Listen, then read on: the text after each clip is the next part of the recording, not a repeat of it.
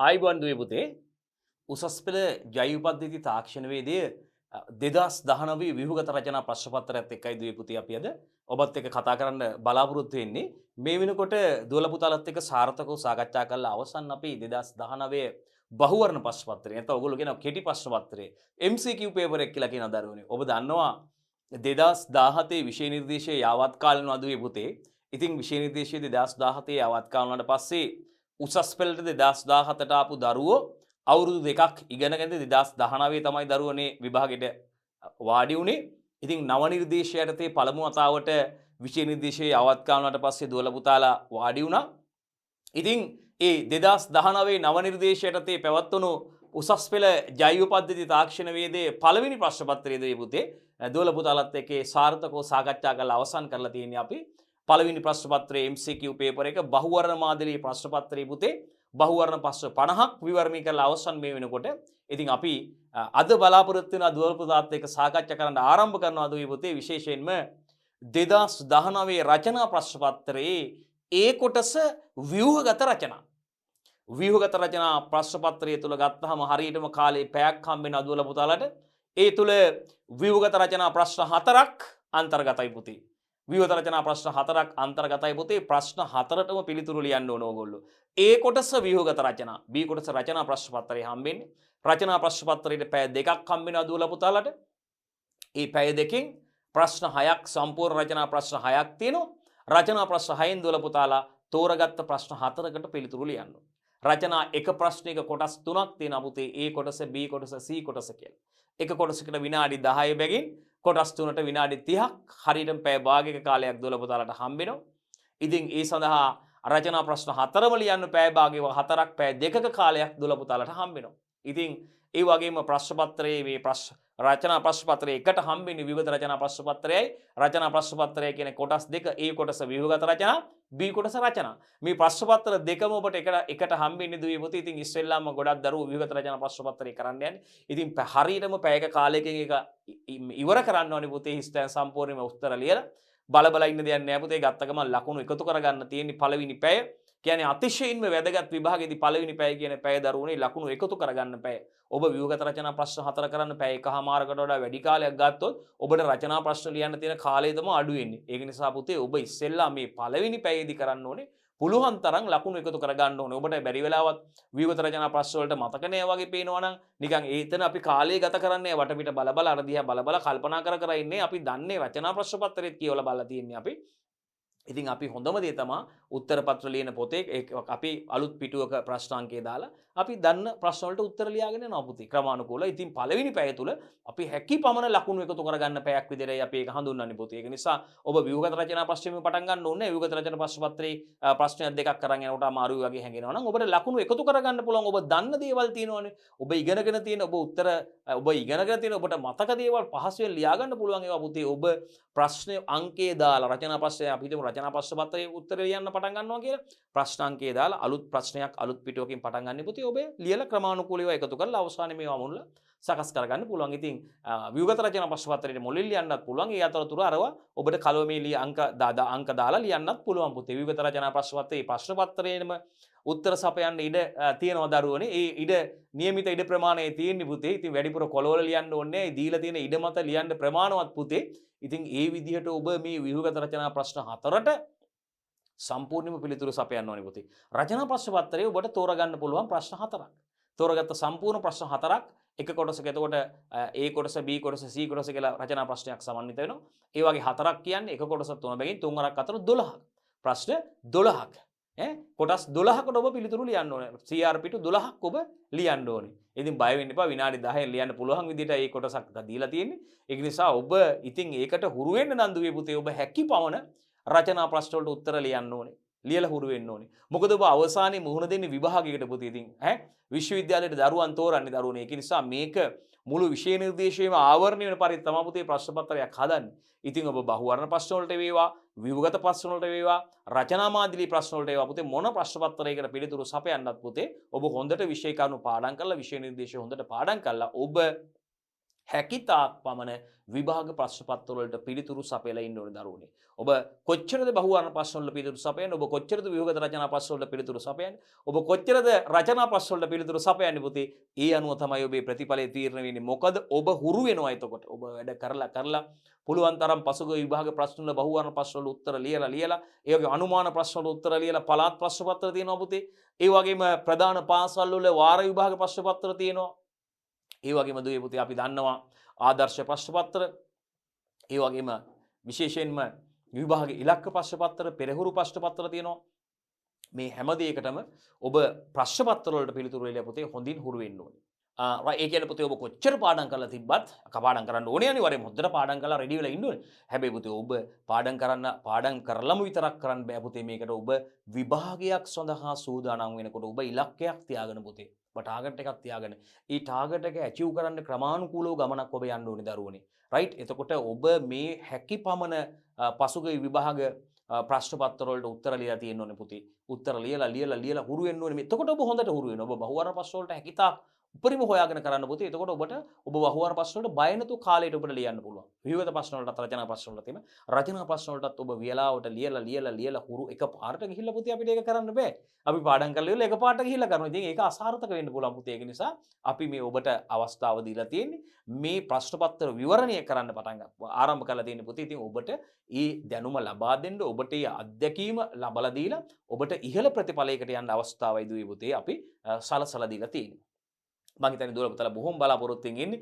අපි බහුවර්ණ ප්‍රශ්න පත්‍රයේ 2019 අවුරුද්දේ නව නිර්දේශය යටතේ නිකුත් වුණු ප්‍රශ්න පත්‍රයේ දුවලා පුතාලත් එක්ක සාර්ථකව අපි කතා කරලා අවසන් දරුවනේ විවරණය කරලා අවසන් අපි බලාපොරොත්තු වෙනවා මෙතන සිට 2019 නව නිර්දේශය යටතේ නිකුත් වුණු දුවලා පුතාලා අපි 2019 විභාගයේ ලියපු දුවලා පුතාලා ලියපු ප්‍රශ්න පත්‍රයේ අපි 2019 ප්‍රශ්න පත්‍රයේ රචනා ප්‍රශ්න පත්‍රයේ ඒ කොටසයි පුතේ පටන් ගන්නෙ ව්‍යුහගත රචනා ප්‍රශ්න පත්‍රය. හොඳයි ඉස්සෙල්ලා අපි උපදේශ ටික නිවැරදිව කියවන්න ඕනේ පුතේ. කියවලා නියමානුකූලව පුතේ ප්‍රශ්න පත්‍රය අරගෙන දීලා තියෙන උපදේශ අනිවාර්යයෙන්ම හරියට පැහැදිලිව අවබෝධයෙන් කියවන්න ඕනේ පුතේ.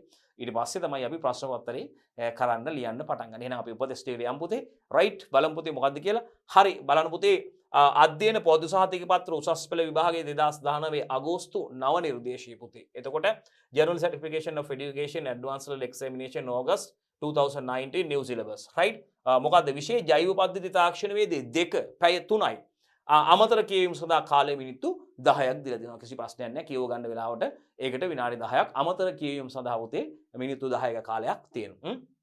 Biosystem Technology second එක 3 hours additional reading time එක 10 minutes තියෙනවා පුතේ. බලමු අමතර කියවීම කාලයේ ප්‍රශ්න පත්‍රය කියවා ප්‍රශ්න තෝරා ගැනීමටත් පිළිතුරු ලිවීම බල අමතර කියවීමේ කාලයේ ප්‍රශ්න පත්‍රය කියවා ප්‍රශ්න තෝරා ගැනීමටත් පිළිතුරු ලිවීමේදී ප්‍රමුඛත්වය දෙන ප්‍රශ්න සංවිධානය කර ගැනීමටත් යොදා ගන්න. අන්න බලන එකත් ඒ උපදෙස් ටික ඉතාමත්ම වැදගත්. ඔබ ප්‍රමුඛත්වය දෙන ප්‍රශ්න සංවිධානය කරගන්නත් ඒ කාලය යොදා ගැනීමෙන් ඔබට කාලය මනාව කළමනාකරණය කර ගැනීමේ අවස්ථාව තියෙනවා පුතේ. අපි බලමු උපදෙස් වලට ගිහිල්ලා බලන්න. මෙම ප්‍රශ්න පත්‍රයේ රයිට් කියන රචනා ප්‍රශ්න පත්‍රයේ A සහ B යනුවෙන් කොටස් දෙකකින් සමන්විතයි පුතේ. A සහ B යනුවෙන් කොටස් දෙකකින් සමන්විතයි. එතකොට හරි කොටස් දෙකකින් සමන්විත අතර කොටස් දෙකටම නියමිත කාලය තමයි පුතේ පැය 3ක් වෙන්නේ. කොටස් දෙකටම නියමිත කාලය තමයි පැය 3ක් වෙන්නේ. එහෙනම් A කොටස ව්‍යුහගත රචනා සඳහා කාලය පැයකුත් B කොටස රචනා සඳහා කාලය පැය දෙකකුත් විදිය තමයි පුතේ පැය 3ක කාලයක් ලැබෙන්නේ. යමු අපි ඉදිරියට. හොඳයි. මේ බලන්න. ඒ කොටස ව්‍යුහගත රචනා. අපි අද ව්‍යුහගත රචනා ප්‍රශ්න පත්‍රයනේ පටන් ගන්නෙන්නේ පුතේ. බලන්නකෝ. ප්‍රශ්න 4ටම පිළිතුරු මෙම ප්‍රශ්න පත්‍රයේම සපයන්න. අන්න බලන්නකෝ. ව්‍යුහගත රචනා ප්‍රශ්න පත්‍රයේ ප්‍රශ්න 4ක් තියෙනවා පුතේ. මේ ප්‍රශ්න 4ටම පිළිතුරු මෙම ප්‍රශ්න පත්‍රයේම සපයන්න කියනවා පුතේ. ප්‍රශ්න පත්‍රයේම ඉඩ දීලා තියෙනවා. හිස්තෙන් තියෙනවා පුතේ. මේ ඉඩ දීලා තියෙන ඉඩ ප්‍රමාණවත් ඉඩක් දීලා තියෙන පුතේ. එහෙනම් බය නැතුව පටන් අරගෙන බොහොම දක්ෂ ලෙස ඔබ හුරු කරලා තියෙන දේ ඔබ ඉගෙනගෙන තියෙන විෂය නිර්දේශනයේ පුතේ වෙන පරිබාහිර ප්‍රශ්න අහලා නැහැ. සම්පූර්ණ විෂය නිර්දේශයේම ආවරණය වෙන පරිදි පුතේ හදලා තියෙන බොහොම පරිස්සමෙන් කල්පනා කරලා ඒ සඳහා එක පාරටම අපිට ගිහිල්ලා මේක ලියන්න කලින් පුතේ ඔබ හැකි පමණ ඔබට හැකි පමණ හැකි උපරිමයෙන් ව්‍යුහගත රචනා ප්‍රශ්න වලට පිළිතුරු ලියලා හුරු වෙලා ඉන්න ඕනේ පුතේ. ඕනම දෙයකට අපිට හුරු වෙලා තියෙනවා නම් ඒ සඳහා පළපුරුද්ද තියෙනවා නම් අපිට ඒක ඇති දෙයක් නෑ පුතේ. තනිකරම ලියාගෙන යන්නයි තියෙන්නේ. පළවෙනි පැය කියන්නේ උපරිම ලකුණු එකතු කරගන්නා පැයයි පුතේ. රයිට් හොඳයි. ඉදිරියට යන්න දී පුතේ. ඒ කොටස ව්‍යුහගත රචනා පුතේ ප්‍රශ්න 4ටම පිළිතුරු මෙම ප්‍රශ්න පත්‍රයේම සපයන්න ඕනේ. ඔබේ පිළිතුරු ප්‍රශ්න පත්‍රයේ ඉඩ සලසා ඇති තැන්වල ලියන්න ඕනේ පුතේ. මේ ඉඩ ප්‍රමාණය පිළිතුරු ලියීමට ප්‍රමාණවත් බවත් අන්න බලන්න මම කියපු කතාව. මේ දීලා තියෙන ඉඩ ටික පුතේ පිළිතුරු ලියන්න ප්‍රමාණවත්. දීර්ඝ උත්තර බලාපොරොත්තු වෙන්නේ නැහැ මෙතනදී. ඒකයි කියන්නේ දීර්ඝ පිළිතුරු බලාපොරොත්තු නොවන බවද සලකන්න. අපි දීර්ඝ පිළිතුරු ජාතක කතන්දර ලියන්න යන්නේ. දීලා තියෙන ඉඩ ටිකේ තමයි පුතේ අපි පිළිතුර ලියන්නේ. කරුණු දෙකක් ඉල්ලලා තියෙනවා. කරුණු දෙකක් නම් කිරීම ප්‍රමාණවත් නිවැරදි කරුණු. තුනක් නම් කරුණු තුන නම් කිරීම ප්‍රමාණවත්. අමතර කාලය අරගෙන වැඩිපුර ලියලා අපි කාලේ නාස්ති කරගන්නේ. මොකද පැයක් මේක ලියලා ඉවරලා අවසන් පැය දෙකේ රචනා ප්‍රශ්න පත්‍රයේ සම්පූර්ණ රචනා ප්‍රශ්න 4ක් ලියන්නත් අපි කාලය ඉතුරු කරගන්න ඕනේ. කාණේ මනාව කළමනාකරණය කරගෙන මේ කටයුත්ත සිදු කරන්න ඕනේ දරුවනේ. රයිට්. එතකොට B කොටස තියෙන්නේ රචනා පුතේ ප්‍රශ්න 4කට පමණක් පිළිතුරු සපයන්න ඕනේ. B කොටස රචනා ප්‍රශ්න 6ක් තියෙනවා. ඒ රචනා ප්‍රශ්න 6න් ඔබ තෝරගත්ත ප්‍රශ්න 4කට පිළිතුරු සපයන්න ඕනේ පුතේ. හරි. එතකොට ප්‍රශ්න පත්‍රයේ B කොටස පමණක් විභාග ශාලාවෙන් පිටතට ගෙන යාමට අවසර තියෙනවා. ඒ කොටස බාර දෙන්න ඕන උත්තර ලියපු එක. B කොටස රචනා ප්‍රශ්න පත්‍රයේ තනි පේපර් එකක් තියෙන්නේ. ඒකේ ප්‍රශ්න මේ 6ම තියෙනවා පුතේ. මතක තියාගන්න ඕනේ ප්‍රශ්න තෝරගන්නකොට දැන් අපි එක පළවෙනි ප්‍රශ්නේ තෝරගත්තා නම් පළවෙනි ප්‍රශ්නේ කොටස් තුනටම උත්තර ලියන්න ඕනේ. දෙවෙනි පිළිවෙලට තෝරගත්තා නම් දෙවෙනි ප්‍රශ්නේ කොටස් තුනට ආයෙ වෙන එකකින් කොටසක් තව එකකින් බෑ. එහෙමයි ප්‍රශ්න 4 සම්පූර්ණ කරන්න ඕනේ සම්පූර්ණ ප්‍රශ්න. අපි පිළිවෙලටම ඔබ 1 2 3 4 ප්‍රශ්න තෝරගත්තා කියනකො. එතකොට එක කොටසේ ප්‍රශ්න තුනක් පළවෙනි ප්‍රශ්නේ කොටස් තුනක් තියෙනවා. දෙවෙනි ප්‍රශ්නේ කොටස් තුනම ලියන්න ඕනේ. තුන්වෙනි කොටසේ කොටස් තුනම හතරවෙනි කොටසේ කොටස් තුනම මේ විදිහටයි ලියන්න ඕනේ. ඔබ මොන ප්‍රශ්නේ තෝරාගත්තත් කමන්නේ. හයවෙනි ප්‍රශ්නේ නැත්නම් අවසන් ප්‍රශ්නේ තෝරාගත්තත් කමන්නේ. ඒක සම්පූර්ණ ඊට අදාළ කොටස් තුනම ලියන්න ඕනේ. ප්‍රශ්න අංකේ දාලා අපි අලුත් පිටුවකින් පටන් අරන් ප්‍රශ්නයක් ඒ කොටස් කියලා දාලා ඒ විදිහට අවසන් කරන්න ඕනේ. මම හිතන්නේ දුල පුතාලට පැහැදිලි. එහෙනම් B කොටස රචනා පුතේ ප්‍රශ්න 4කට පමණක් පිළිතුරු සපයන්න ඕනේ. එක රචනා ප්‍රශ්නයක කොටස් 3ක් තියෙනවා. ඒ වගේ 3 අරක් අතර 12ක් තියෙනවා කොටස්. ඒ කොටස් 12ටම 12ක් ලියවෙන්න ඕනේ. එක ප්‍රශ්නයක කොටස් 3ක් සම්පූර්ණ වෙන්න ඕනේ. එතකොට ප්‍රශ්න පත්‍රයේ B කොටස පමණක් විභාග ශාලාවෙන් පිටතට ගෙන යාමට අවසර තියෙනවා. එහෙනම් අපි යමු ඉදිරියට. හරි. මෙන්න බලන්න. අපි පටන් ගන්න යන්නේ නම් 2019 නව නිර්දේශය ව්‍යුහගත ප්‍රශ්න පත්‍රයේ ඒ කොටස ව්‍යුහගත රචනා. බලන්න කියලා තියෙනවා සියලුම ප්‍රශ්න වලට පිළිතුරු මෙම ප්‍රශ්න පත්‍රයේම සපයන්න කියනවා. සියලුම බලන්නකෝ පුතේ සියලුම ප්‍රශ්න වලට පිළිතුරු මෙම ප්‍රශ්න පත්‍රයේම සපයන්න. එහෙනම් අපි යමු ආරම්භ කළමු එක ඒ කොටස. ඉස්සෙල්ලාම පොඩි හින්ට් එකක් දෙනවා පුතේ. පොඩි ඉඟියක් දෙනවා. දැන් අලුතෙන් ව්‍යුහගත රචනා ප්‍රශ්නයක් ආරම්භ කරනකොට හරි මේ පොඩි ඉඟියක් දෙනවා දරුවට. ඉඟියක් දෙනවා කොටස ඒක අල්ල ගන්න පිළිතුරට. ඉඟියක් බලන්න කොච්චර උදව් කරනවද බලන්නකෝ. විභාග දෙපාර්තමේන්තුවෙන් දුවලා පුතාලට නේද? හින්ට් එකක් පොඩි දෙනවා. ඉඟියක් දෙනවා. ඒ ඉඟියෙන් අපිට අල්ල ගන්න පුළුවන් මේක. ඒ හරහා පිළිතුරට අපිට මේක ප්‍රශ්න කරලා තියෙන දරුවට අවබෝධය තියෙන දරුවට විෂය නිර්දේශය හරියට අධ්‍යයනය කරලා තියෙන දරුවට ඒක ප්‍රශ්නයක් නෑ. ඉඟියක් දෙනවා. ඉඟියක් දීලා තමයි ප්‍රශ්නේ අහන්නේ. එහෙනම් පුතේ අපි බලමු පළවෙනි රචනා ප්‍රශ්න පත්‍රයේ ඒ කොටසින් දෙන ඉඟිය මොකක්ද කියලා අපි බලමු. බලන්න ඉඟිය. ජෛව පද්ධති ඵලදායී හා කාර්යක්ෂම ලෙස කළමනාකරණය කිරීමට අන්න බලන්නකෝ ජෛව පද්ධති ඵලදායී හා කාර්යක්ෂම ලෙස කළමනාකරණය කිරීමට. දැන් ජෛව පද්ධතියක් කියපුවහම අපි නිකන් ඔහොම පොඩ්ඩක් ජෛව පද්ධතියක් කියන එකත් පොඩ්ඩක් ලියලම වැඩේට බහිමුනේ. ජෛව පද්ධතියක්. අපි ජෛව පද්ධතියක් කියන එක ලියලම පොඩ්ඩක් වැඩේට බහිමු. බයෝ සිස්ටම් එකක්. ජෛව පද්ධතිය. නිකන් ජොලියට බලමු ජෛව පද්ධතියක් කියන්නේ කියපු ගමන් මොකද්ද කියලා. රයිට්. යම් නිශ්චිත ප්‍රදේශයක නිශ්චිත කාලයකදී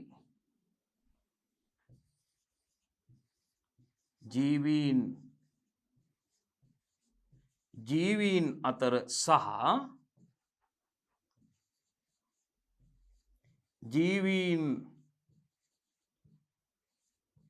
අජීවීන් අතර හරිද? අජීවීන් අතර අන්තර්ක්‍රියා සිදුවෙමින් පවතින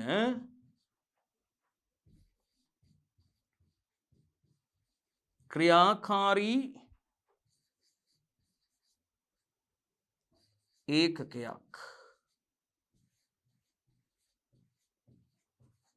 ජෛව පද්ධතියක් නම් වේ. බලන්න ඔබ මාත් එක්ක එකඟ වෙයිද කියලා දරුවනේ. නිකන් බලමු අපි මේ උත්තරේ ලියන්න කලින් මේ වලිය ලියා කල්පනා කර කර ඉන්නේ මම මේ උත්තරේ පැහැදිලි කරන්න ඔබට මේ ගැන අවබෝධයක් අරන් දෙන්න ජෛව පද්ධතියක් කියන්නේ මොකද්ද කියලා කියන්නේ. හරි ජෛව පද්ධතිය මේ වලිය ලියා ඉන්නේ අපි උත්තරේ කෙලින්ම ලියන්න උත් ප්‍රශ්නෙට කියන්නේ නැතවම අපි.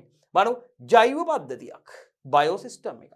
යම් නිශ්චිත ප්‍රදේශයක හරි පුතේ නිශ්චිත කාලයකදී යම් නිශ්චිත ප්‍රදේශයක නිශ්චිත කාල සීමාවකදී කවුද ජීවීන් අතර සහ ජීවීන් අතර සහ ජීවීන් අජීවීන් අතර මොනවද අන්තර්ක්‍රියා සිදුවමින් පවතින ක්‍රියාකාරී ඒකකයක් ජෛව පද්ධතියක් නම් වේ.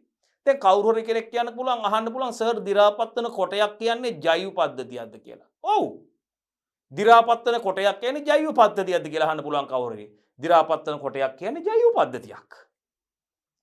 යම් නිශ්චිත කාලයකදී නිශ්චිත ප්‍රදේශයක මේ දි รา පත් වෙන ශාකයක් කඩා බිම වැටිලා ඉදිරියට වැටලා දි รา පත් වෙන කඳක් ශාක කඳක් කොටයක් විදිහට පත් තියෙනවා. නිශ්චිත කාලයක නිශ්චිත ප්‍රදේශ ජීවීන් අතර ඔය දි รา පත් වෙන කොටේ පුතේ ඔය කොටේ කොටය මෘතෝපජීවීන් ඉන්න පුළුවන්. කොටේ දි รา පත් වෙන කොටස් දේවල් ආහාරයට ගන්න පුළුවන්.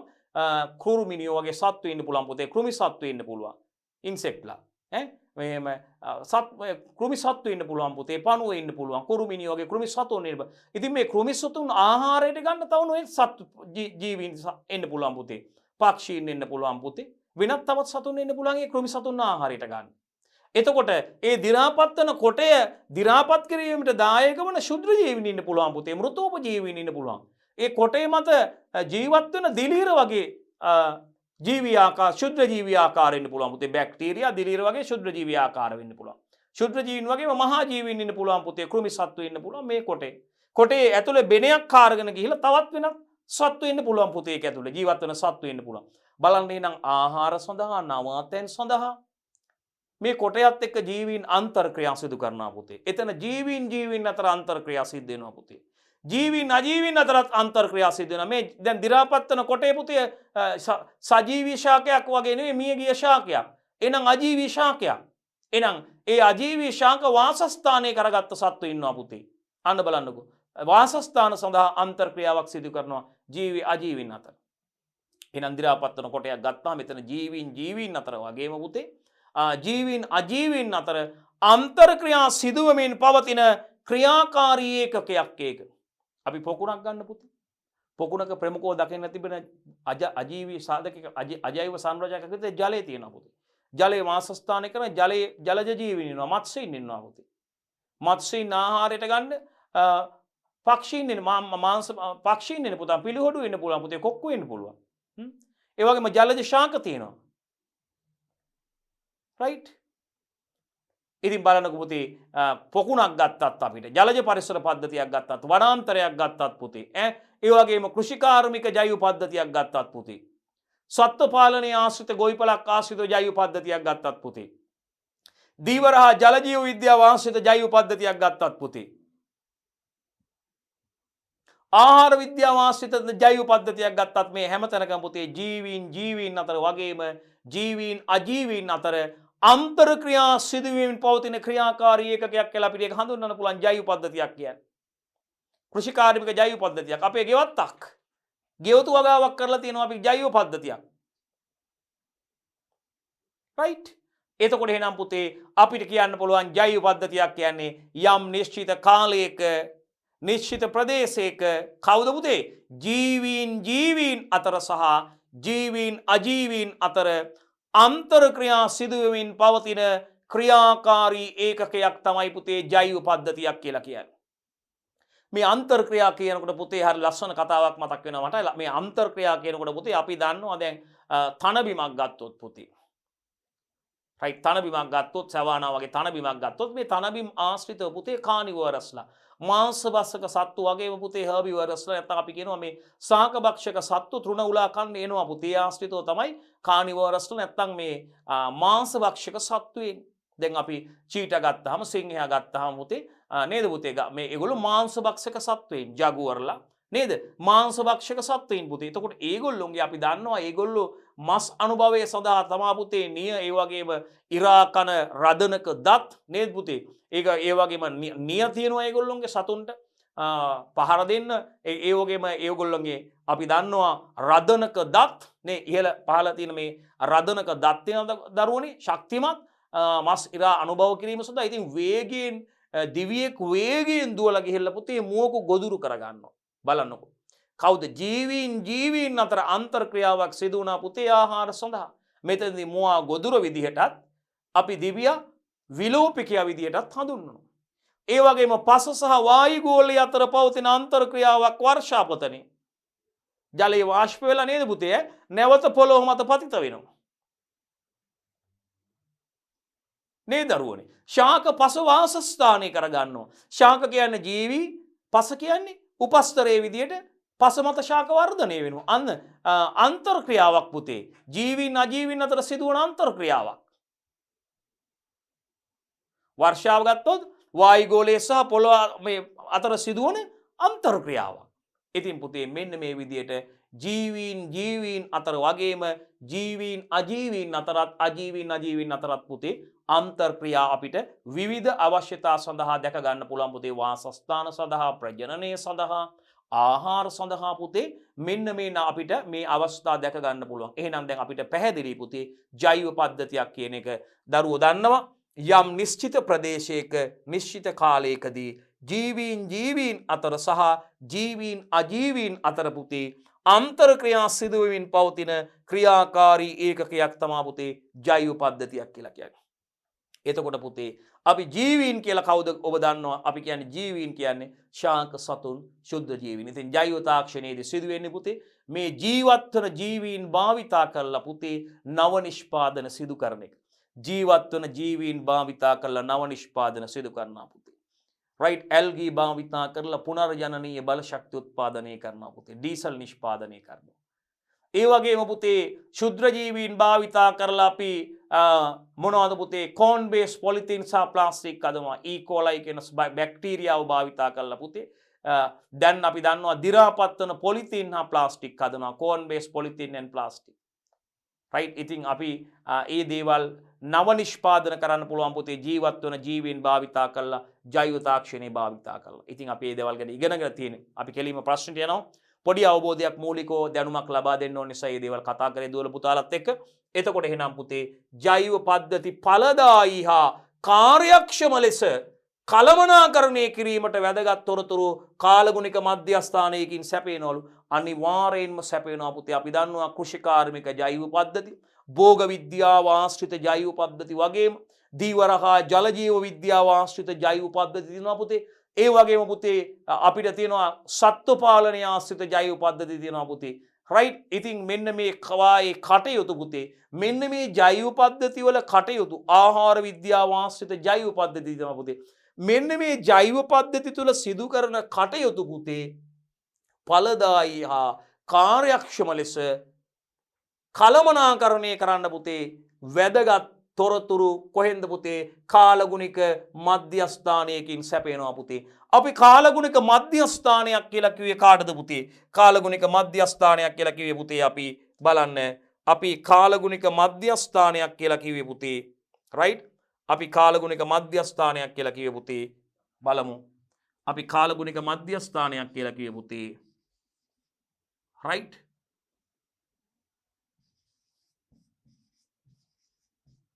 කාලගුණික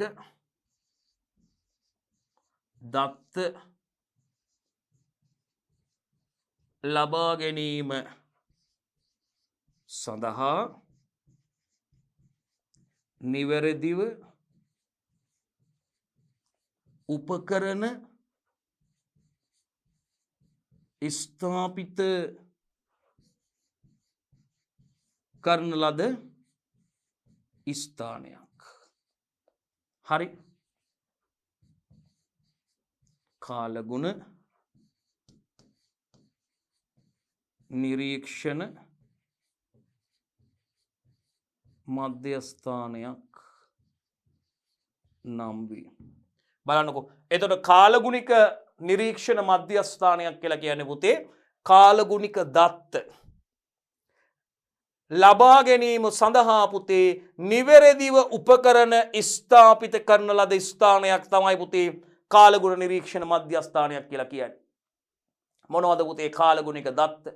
අපිට වැදගත් කාලගුණික පාරාමිතීන් මොනවද පුතේ? වර්ෂාපතනය, දවසේ උපරිම උෂ්ණත්වය, අවම උෂ්ණත්වය, සුළඟේ වේගය, සුළඟේ දිශාව, ආලෝක තීව්‍රතාවය, සූර්ය දීප්ත පැය ගණන, වාෂ්පීකරණය, සාපේක්ෂ ආර්ද්‍රතාවය, වායුගෝලීය පීඩනය, පාංශු උෂ්ණත්වය වගේ දේවල් පුතේ අන්න බලන්නකෝ අපිට අවශ්‍ය කරන කාලගුණික පාරාමිතීන්.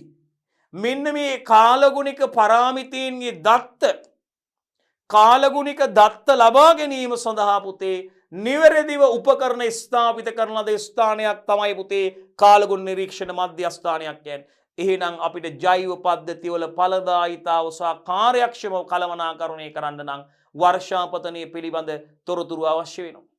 වායුගෝලීය පීඩනය පිළිබඳ තොරතුරු අවශ්‍ය වෙනවා. සුළඟේ වේගය පිළිබඳ තොරතුරු අවශ්‍ය වෙනවා දීවර කටයුතු වලදී. භෝග වගා කටයුතු වලදී අපිට වාෂ්පීකරණය ගැන, උෂ්ණත්වය ගැන, දවසේ උපරිම උෂ්ණත්වය ගැන, අවම උෂ්ණත්වය ගැන අපිට දත්ත අවශ්‍ය වෙනවා පුතේ. සාපේක්ෂ ආර්ද්‍රතාවය පිළිබඳ දත්ත අවශ්‍ය වෙනවා අපිට. ඒ වගේම පාංශු උෂ්ණත්වය පිළිබඳ දත්ත අවශ්‍ය වෙනවා පුතේ අපිට. ඉතින් එහෙනම් පුතේ මතක තියාගන්න අපිට ජෛව පද්ධතිවල ඵලදායීතාව සහ කාර්යක්ෂමව මේ කටයුතු මනාව කළමනාකරණය කරන්න අපිට අනිවාර්යයෙන්ම කාලගුණික තොරතුරු අවශ්‍ය වෙනවා පුතේ. වැදගත් වෙනවා. ඒකයි හින්ට් එකක් දීලා කියන්නේ. හරි ප්‍රශ්නෙට යමු. එතකොට අපි ජෛව පද්ධතියක් කියන්නේ මොකක්ද කිව්වා? කාලගුණ රයිට් නිරීක්ෂණ මධ්‍යස්ථානයක් ගැන කතා කරා, කාලගුණික මධ්‍යස්ථානයක් ගැන කතා කරා. කාලගුණික දත්ත ලබා ගැනීම සඳහා නිවැරදිව උපකරණ ස්ථාපිත කරලා තියෙන ස්ථානයක් තමයි පුතේ කාලගුණ නිරීක්ෂණ මධ්‍යස්ථානයක් කියලා අපි කිව්වේ. එතකොට මෙන්න මේ හින්ට් එකෙන් අපිට කියන කතාව පුතේ ජෛව පද්ධති ඵලදායී හා කාර්යක්ෂම ලෙස කළමනාකරණය කිරීමට. ජෛව පද්ධති ඵලදායී හා කාර්යක්ෂම ලෙස කළමනාකරණය කිරීමට වැදගත් තොරතුරු කාලගුණික මධ්‍යස්ථානයකින් සැපේනවා. අනිවාර්යෙන්ම සැපේනවා පුතේ. කාලගුණික මධ්‍යස්ථානයකින්. අපෙන් ප්‍රශ්නය අහනවා බලන්නකෝ. එහෙම හින්ට් එකක් දීලා කාලගුණ නිරීක්ෂණ මධ්‍යස්ථානයක් කියලා කියපු ගමන් ඒ හින්ට් එකෙන් අපේ ඔළුවට දඩබඩ ගාලා එන්න ඕනේ මොනවද කාලගුණ නිරීක්ෂණ මධ්‍යස්ථානයක් තුල තියෙන ස්ථාපිත කරලා තියෙන උපකරණ. සම්ප්‍රදායික කාලගුණ නිරීක්ෂණ මධ්‍යස්ථානයක නම් අපි දකින්න පුළුවන් මධ්‍යස්ථානයේ වැටේ ඉඳන් මීටර 1.5ක් දුරින්, වාෂ්පීකරණ තැටි ඉඳන් මීටර 5ක් දුරින් පුතේ කොන්ක්‍රීට් වේදිකාවක් මත පුතේ සරල වර්ෂාමානය ස්ථාපිත කරලා තියෙනවා. පොළොව මට්ටමේ ඉඳන් වර්ෂාමානය ඉහළ ධාරයට උස මීටර 30ක් සෙන්ටිමීටර් 30ක් පවන වන ආකාරයට පුතේ සරල වර්ෂාමානය ස්ථාපිත කරලා තියෙනවා. ඒ වගේම පොළොව මට්ටමේ ඉඳන් මීටර 10ක් පවන උසින් සුළං අපි කියනවා අනිලමානය සහ සුළං දිසා දර්ශකය තියෙනවා පුතේ. මීටර 1.5ක් පවන උසින් අපිට සවි කරලා තියෙනවා පුතේ කුළුණක් මත සවි කරලා තියෙනවා අපි කියනවා සූර්ය දීප්තමානය හා සූර්ය විකිරණමාන තියෙනවා පුතේ. ඊට අමතරව අපි දන්නවා උපරිම හා අවම උෂ්ණත්වමාන, තෙත්තා වියලි බල්බ උෂ්ණත්වමාන, ආර්ද්‍රතාමාන වගේ උපකරණ පුතේ ඍජු සූර්යාලෝකයට නිරාවරණය වීම වැළැක්වීම සඳහා ඒ උපකරණ වල ආරක්ෂාව සඳහා පුතේ මේ උපකරණ ස්ටීවන්සන් ආවරණය තුලයි තැන්පත් කරලා තියෙන්නේ. ඔබ දන්නවා සුදු පාට තීන් තාලේප කරලා පුතේ ලී පටි වලින් ගහලා තියෙන්නේ. දෙපැත්තට දොර විවෘත කරන්න පුළුවන් ආකාරයටයි පුතේ සකස් කරලා තියෙන්නේ. රයිට්. ඍජු සූර්යාලෝකයේ තෙත්තා වියලි බල්බ උෂ්ණත්වමාන, උපරිම උෂ්ණත්වමාන, අවම උෂ්ණත්වමාන වගේ උපකරණ පුතේ කෙලින්ම ඍජු සූර්යාලෝකයට නිරාවරණය වීම වැළැක්වීම සඳහා ඒ වගේම මේ උපකරණ වල ආරක්ෂාව සඳහා පුතේ මේ උපකරණ ස්ටීවන්සන් ආවරණය තුලයි පුතේ ගබඩා කරලා තියන්නේ. ඉතින් පුතේ එහෙනම් අපි දන්නවා මේ කාලගුණ නිරීක්ෂණ මධ්‍යස්ථානයක තියෙන උපකරණ ගැන අපිට අදහසක් තියෙනවා. මේ උපකරණ ස්ථාපිත කරන ආකාරය ගැන අදහසක් තියෙනවා අපිට. කොහොමද වර්ෂාමාන ස්ථාපිත කරන්නේ? ඒ වගේම කොහොමද සුළං දිසාදර්ශක ස්ථාපිත කරන්නේ? අනිලමාන ස්ථාපිත කරන්නේ කොහොමද? ඒ වගේම උපරිම උෂ්ණත්වමාන, අවම උෂ්ණත්වමාන, තෙත්තා වියලි බල්බ උෂ්ණත්වමාන නැත්නම් ආර්ද්‍රතාමාන, පීඩනමාන කොහොමද ස්ථාපිත කරන්නේ?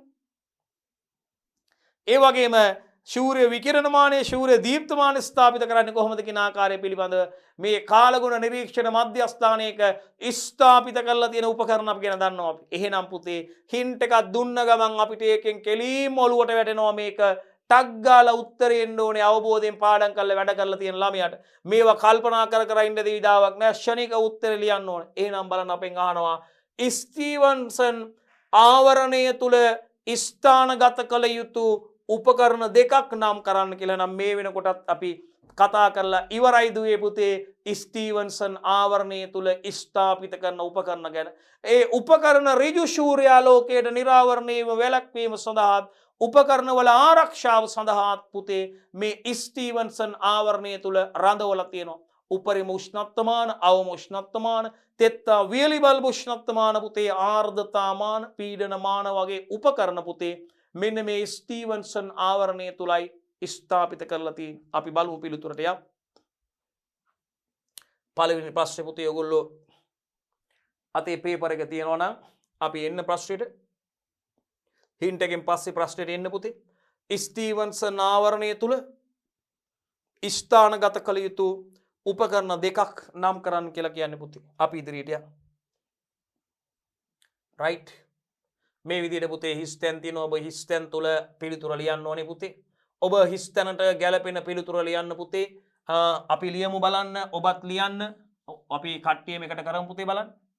ඔබටත් පිළිතුර ලියන්න පුළුවන්. එක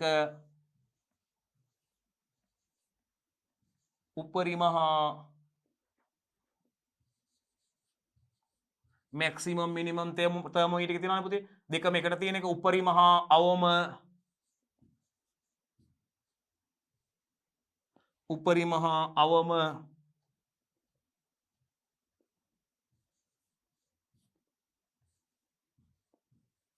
උෂ්ණත්වමානය.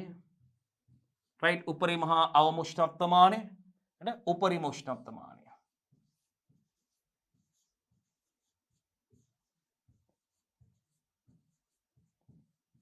උපරිම උෂ්ණත්වමානය. මේ බලන්නකෝ. උපරිමහා අවම උෂ්ණත්වමානය උෂ්ණත්වමාන දෙකම එකට තියෙන එක තියෙනවා. නැත්නම් උපරිම උෂ්ණත්වමානය තියෙනවා මැක්සිමම් තර්මෝමීටර් එක. දවසේ උපරිම උෂ්ණත්වය මැන ගැනීම සඳහා භාවිතා කරන්නේ. අවම උෂ්ණත්වයේ දවසේ අවම උෂ්ණත්වයේ මැන ගැනීම සඳහා. ඒ වගේම ආර්ද්‍රතාමානයේ පුතේ, පීඩනමානයේ, තෙත්තා වියලි බල්බ උෂ්ණත්වමානයේ මේ ඕනෑම කරුණු දෙකක් සඳහා පුතේ එකකට ලකුණු දෙක ගානේ මේකට 2යි මෙයාට 2යි. මේ ප්‍රශ්නෙට ටෝටල් 4යි ලකුණු. විතරම ලකුණු 4ක් එකතු කරගෙන අන්සර්. ඉතින් මෙන්න මේ විදිහටයි පුතේ ක්‍රමානුකූලව හිස්තැන් පුරෝගන යන්න ඕනේ, උත්තර ලියාගෙන යන්න ඕනේ පුතේ අවසාන ලකුණු දක්වාම උපරිම ලකුණු සංඛ්‍යාවක් එකතු කරගන්නයි පුතේ අපි කටයුතු කරන්න ඕනේ. ඔබේ අවසන් ප්‍රතිඵලයේ ඉහළ ප්‍රතිඵලයකට A+1කට යන්න සාමාර්ථයකට A+1කට යන්න පුළුවන් වෙන්නේ. එතකොටයි දුවේ පුතේ උපරිම ලකුණු සංඛ්‍යාවක් සඳහා ඔබ අනිවාර්යෙන්ම යා යුතුයි දුවේ පුතේ. ඒකයි වැදගත්කම. එහෙනම් පුතේ උපරිමහා අවම උෂ්ණත්වමානය ඒ වගේම උපරිම උෂ්ණත්වමානය කියන දෙක සඳහන් කරන්න පුළුවන් පුතේ. මෙතන තියෙනවා පුතේ උත්තර උපරිමහා අවම උෂ්ණත්වමානය කියලා සඳහන් කරන්න පුළුවන්. උපරිම උෂ්ණත්වමානය, අවම උෂ්ණත්වමානය, ආර්ද්‍රතාමානය. මතක තියාගන්න උපරිම උෂ්හා අවම උෂ්ණත්වමානය කියලා එකක් තියෙනවා. මේ දෙකම එකට තියෙන එකක්. මැක්සිමම් මිනිමම් තර්මෝමීටර් උපරිම උෂ්ණත්වමානය කියලා තියෙන. මේ වෙනම තියෙන උපරිම උෂ්ණත්වමානය තියෙනවා පුතේ. මැක්සිමම් තර්මෝමීටර් එක. මිනිමම් තර්මෝමීටර් අවම උෂ්ණත්වමාන තියෙනවා පුතේ. ආර්ද්‍රතාමාන තියෙනවා, පීඩනමාන, තෙත්තා වියලි බල්බ උෂ්ණත්වමාන තියෙනවා පුතේ. මේ කරුණු දෙකයි සඳහන් කරන්න ඕනේ ඔබ. එකකට ලකුණු 2 ගානේ පුතේ දෙක වාරයක් 2 ලකුණු 4ක් හම්බ වෙනවා. එහෙනම් අපි යමු ඊළඟ ප්‍රශ්නෙට. ඊළඟ විහගත ප්‍රශ්නෙට යමු. තාම පළවෙනි විහගත ප්‍රශ්නේ අපි ඉන්නේ. රෝම ඉලක්කම් 2. විහගත ප්‍රශ්නේ ඒ කොටසේ රෝම ඉලක්කම් 1ට උත්තර දුන්නා පුතේ. විහගත රචනා ප්‍රශ්නේ 1 පළවෙනි විහගත රචනා ප්‍රශ්න පත්‍රය දුවලා පුතාලා අපි රැඳිලා ඉන්නේ. අපි පළවෙනි විහගත රචනා ප්‍රශ්නේ ඒ කොටසේ 1 රෝම ඉලක්කම් 1ට පිළිතුරු දුන්නා පුතේ. අපෙන් ඒ කොටසේ රෝම ඉලක්කම් 2ක් අහනවා. බලමු මොකක්ද අහන්නේ කියලා. පොළව මට්ටමේ සිට අනිලමානය පිහිටවන උස සඳහන් කරන්න. මොකක්ද අහන්නේ? පොළව මට්ටමේ සිට අනිලමානය පිහිටවන උස සඳහන් කරන්න. දැන් ඉතින් කාලගුණ නිරීක්ෂණ මධ්‍යස්ථානයේ යන්නේ. එහෙනම් අපි දුවලා පුතාලාට ඉතාම පැහැදිලිව කිව්වා වර්ෂාමානයේ ස්ථාපිත කරන්නේ මධ්‍යස්ථානයේ වැටේ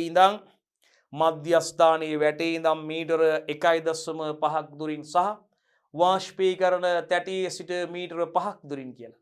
ඒ වගේම අපි කිව්වා මේ පුතේ අපි කිව්වා කාලගුණ නිරීක්ෂණ මධ්‍යස්ථානයක කවුද? අපි කිව්වා සුලන් දිසා දර්ශකය. ඒ වගේම අනිලමානයේ ස්ථාපිත කරන්නේ පුතේ අපි කිව්වා පුතේ සුලන් දිසා දර්ශකය. ඒ වගේම අනිලමානය ඇනිමෝමීටර් එක නේද පුතේ? අපි ඔබට මතකයි මේ සිරස් දණ්ඩක නේද පුතේ? මේ දණ්ඩක පුතේ කරකවන කෝප්ප 3ක් 4ක් වූ මේ කෝප්ප වලින් සමන්විත වෙන්න ඔබ දන්නවා නේ පුතේ? අනිලමානය ගත්තාම අපි දන්නවා මේ කෝප්ප 4කින් සමන්විත වෙනවා පුතේ. කෝප්ප 3ක් වූ 4කින් සමන්විත වෙනවා පුතේ. ඒම අනිලමානය ඇනිමෝමීටර් එක නේද පුතේ? එතකොට ඒ මතම ඊට ඉහළින් සවි කරලා තියෙන්න පුළුවන් පුතේ සුලන් දිසා දර්ශකය. මේකට ඉහළින්මත් තියන්න පුළුවන් පුතේ. නැතුව ඒක වෙනමත් තියෙන්න පුළුවන්. අපි ගත්තොත් සුලන් දිසා දර්ශකය ගත්තොත් පුතේ ඒ ආකාරයෙන්ම මේ දණ්ඩක් මත පුතේ මේ දිශා සලකුණු කරලා තියෙනවා පුතේ. මේ හැම වෙලාවෙම මේ ඊහිසක් තියෙනවා පුතේ. සුලං හමන දිශාවට තමයි මේ සුලන් දිසා දර්ශකයේ ඊහිස යොමු වෙලා තියෙන්නේ පුතේ. හැම වෙලාවෙම සුලං හමන දිශාවටයි පුතේ ඊහිස යොමු වෙලා තියෙන්නේ පුතේ. මේ වගේ දිශාවන් සඳහන් කරලා තියෙනවා පුතේ මේ ආකාරයට සුලන් දිසා දර්ශකයේ. එහෙනම් අපි පොළව මට්ටමේ ඉඳලා පුතේ මීටර 10ක් උසින් තමයි අනිලමානයේ සහ සුලන් දිසා දර්ශකයේ ස්ථාපිත කරන්නේ. දුවලා පුතාලට පැහැදිලි අපෙන් අහන්නේ පොළව මට්ටමේ සිට අනිලමානයේ පිහිටවන උස සඳහන් කරන්න. මෙන්න පුතේ ආන්න බලන්න. දැන් කෘෂිකාලගුණ මධ්‍යස්ථානයක නම් මේක දැන් අපි ගන්නවරු උද්‍යාන භූගහ පර්යේෂණ දෙපාර්තමේන්තුවේ තියෙනවා කෘෂිකාලගුණ නිරීක්ෂණ මධ්‍යස්ථානයක්. රයිට්. කෘෂිකාර්මික කටයුතු සඳහා අපිට අවශ්‍ය වෙන තොරතුරු ලබා ගන්න කෘෂි කාලගුණ නිරීක්ෂණ මධ්‍යස්ථානයක නම් පුතේ මේ අනිලමානයේ ස්ථාපිත කරන්නේ මීටර 2ක් උසින්. මේ බලන්න. 2 m උසින් කෘෂි කාලගුණ මධ්‍යස්ථානයක. නමුත් සාමාන්‍ය කාලගුණ නිරීක්ෂණ මධ්‍යස්ථානයක පුතේ මීටර 10ක් උසින් තමයි මධ්‍යස්ථ මේ කාලගුණ මධ්‍යස්ථානයක අනිලමානයේ ස්ථාපිත කරන්නේ. 10යි මීටර සාමාන්‍ය කාලගුණ මධ්‍යස්ථාන. ඕනෑම අගයන් එකක් සඳහන් කරලා තිබ්බොත් ලකුණු 2 වාරයක් 2ක් හම්බ වෙනවා. ඔබ කියලා දෙනවා කෘෂි කාලගුණ හැබැයි මේ 2යි කියලා කෘෂි කාලගුණ මධ්‍යස්ථානයක් කියන කතාව තියෙන්න ඕනේ. කෘෂි කාලගුණ නිරීක්ෂණ මධ්‍යස්ථානයක නම් මීටර 2ක් උසින් කාලගුණ සාමාන්‍ය නැත්නම් සම්ප්‍රදායික කියන්නත් පුළුවන් නැත්නම් කාලගුණ නිරීක්ෂණ මධ්‍යස්ථානයක නම් පුතේ මීටර 10ක් උසින් තමයි ස්ථාපිත කරලා තියෙන්නේ. හරි. එහෙනම් ඔබට පැහැදිලි. අපි ප්‍රශ්නේ අහුවේ පුතේ පොළොව මට්ටමේ ඉඳන් අනිලමානයේ පිහිටවන උස අනිලමානයේ පිහිටවන උස තමයි පුතේ කෘෂි කාලගුණ නිරීක්ෂණ මධ්‍යස්ථානයක නම් පුතේ මීටර 2ක් උසින් අනිලමානයේ ස්ථාපිත කරන්නේ. සුළඟේ වේගය 90 මීටරයකින් අපි මැනගන්නේ සුළඟේ වේගය පුතේ. පැයට කිලෝමීටර වලින් සුළඟේ වේගය මැනගන්නවා පුතේ. ඒ වගේම කාලගුණ නිරීක්ෂණ මධ්‍යස්ථානයක එහෙම නැත්නම් අපි ඒකට කියනවා පුතේ සාමාන්‍ය කාලගුණික මධ්‍යස්ථානයක නම් පුතේ මීටර 10ක් උසින් තමයි පුතේ ස්ථාපිත කරන්නේ. 10යි මීටර උසින් තමයි පුතේ ස්ථාපිත කරන්නේ. ඕනෑම අගයන් එකක් සඳහා 2 වාරයක් 1 ලකුණු 2ක් හම්බ වෙනවා. ඕනෑම අගයන් එකක් ලියන්න පුළුවන්. හොඳයි. අපි යන් ඉදිරියට. ඔව් පුතේ B කොටස පටන් ගන්න යන්නේ පුතේ ව්‍යුහගත රචනා ප්‍රශ්න පත්‍රයේ එක පළවෙනි ව්‍යුහගත රචනා ප්‍රශ්නයේ A කොටස අවසන් කරලා ඉවරයි පුතේ අපි. B කොටස දැන් හැම අලුත් කොටසක්ම පටන් ගන්නකොට පුතේ මේ හින්ට් එකක් දෙනවා. පොඩි ඉඟියක් දෙනවා. රයිට්. අපි බලමු එහෙනම් 2019 ව්‍යුහගත රචනා ප්‍රශ්න පත්‍රයේ පළවෙනි ප්‍රශ්නේ ව්‍යුහගත රචනා ප්‍රශ්න පත්‍රයේ පළවෙනි ප්‍රශ්නේ A කොටස කතා කරලා ඉවරයි. B කොටස පටන් ගන්නකොට හින්ට් එකක් දෙනවා. බලමු හින්ට් එක මොකක්ද කියලා. මෙන්න හින්ට් එක. අංකුර බද්දේ අපි වෙනත් පාඩක් ගමුනේ. මෙන්න දුවේ පුතේ හින්ට් එක දෙනවා. අංකුර බද්දේ හා රිකිලි බද්දේ යනු කෘෂි කර්මාන්තයේදී යොදා ගනු ලබන ජනප්‍රිය වර්ධක ප්‍රචාරණ ක්‍රම වේ. එහෙනම් මොකද්ද ශාක වර්ධක ප්‍රචාරණය? ශාක වර්ධක ප්‍රචාරණය කියන්නේ මොකද්ද? වර්ධක ප්‍රචාරණය කියලා කියන්නේ right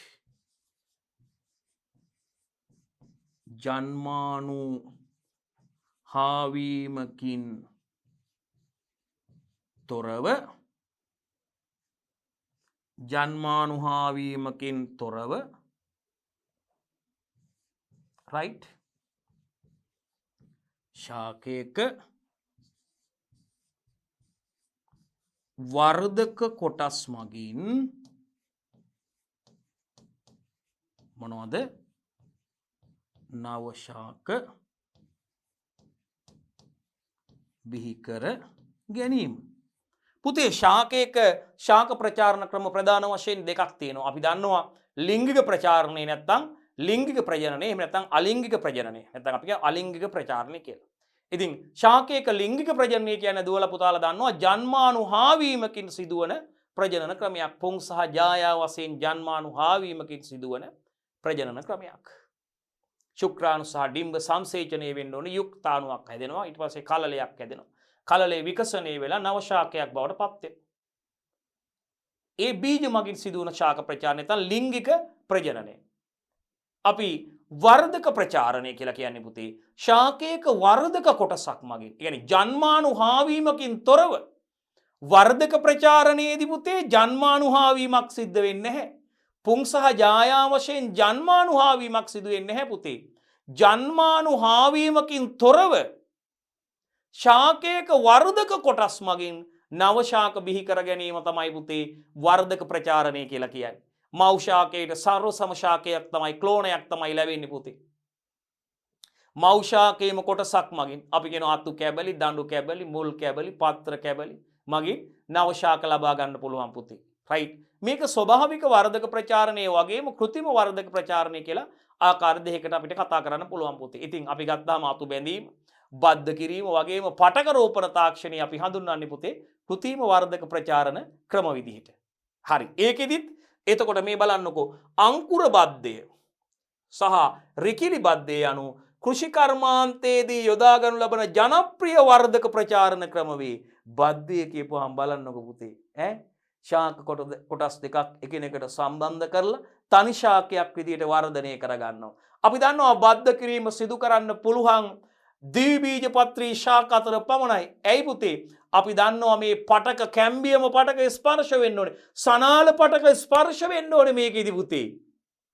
එහෙනම් අපි දන්නවනේ ඒක බීජපත්‍රී ශාකවල තියෙන්නේ විසිරුණු සනාල කලාපනේ පුතේ.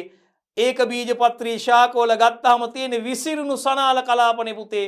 නමුත් ද්විබීජපත්‍රී ශාක කඳක් හරි මුලක් හරි අරන් අපි බැලුවොත් පුතේ වෙන් වශයෙන් සෛලම ප්ලෝයම වශයෙන් වෙන් වශයෙන් පිහිටලා තියෙනවා පුතේ. ශෛලම ප්ලෝයම වශයෙන් සනාල කලාප වෙන්ව පිහිටලා තියෙනවා. ඉතින් එකම කුලයේ ශාක අතරයි පුතේ බද්ධ කිරීම සිද්ධ වෙන්නේ. උද්භිත විද්‍යාත්මකව එකම කුලයේ ශාක අතරයි පුතේ බද්ධ කිරීම සිදු වෙන්නේ. එතකොට එහෙනම් බද්ධයක් සම්පූර්ණ වෙන්න නම් සාර්ථක වෙන්න නම් පුතේ සංගතියක් පෙන්වන්න ඕනේ. මේ බද්ධ අසංගතියක් පෙන්වන්න බෑ පුතේ. මේ උද්භිත විද්‍යාත්මකව සමාන ශාක යොදා ගන්න ඒකයි. ඒ වගේම ද්විබීජපත්‍රී ශාක අතර පමණයි බද්ධ කිරීම සිදු වෙන්නේ. ඉතින් බද්ධ කිරීම පුතේ අපි දන්නවා අංකුර බද්ධය සහ රිකිලි බද්ධය කියලා ආකාර දෙකකට සිද්ධ වෙනවා පුතේ. යාන්තමින් වර්ධනය වන අංකුරයක් නේද පුතේ? පහසුවෙන් පොත්තක් ගලවලා ගන්න පුළුවන් ශාකයක පොතු කෑල්ලක් අරගෙන ඔබට මතකයි H බද්ධය, පැලස්තර බද්ධය, T උඩුකුරු බද්ධය, T යටිකුරු බද්ධය ගැන අපි කතා කරේ පුතේ. ශාක කඳ එච්චකුරු හැඩයට කපලා නේද පුතේ උඩු පොතු වලේ උඩටත් යටි පොතු වලේ යටටත් ඇදලා වෙන් වෙන්න අදින්නේ. ඒ තුලට අපි අර නේද පුතේ අපි අර යාන්තමින් වර්ධනය වෙන අංකුරයක් සහිත පොතු කැබැල්ලක් පුතේ ඒ තුලට ඇතුල් කරලා බද්ධ සංධි ඉහළ සිට පහළට විලන්නේ. ඔබට මතකයි පැලස්තර බද්ධයේදීත් එහෙමයි.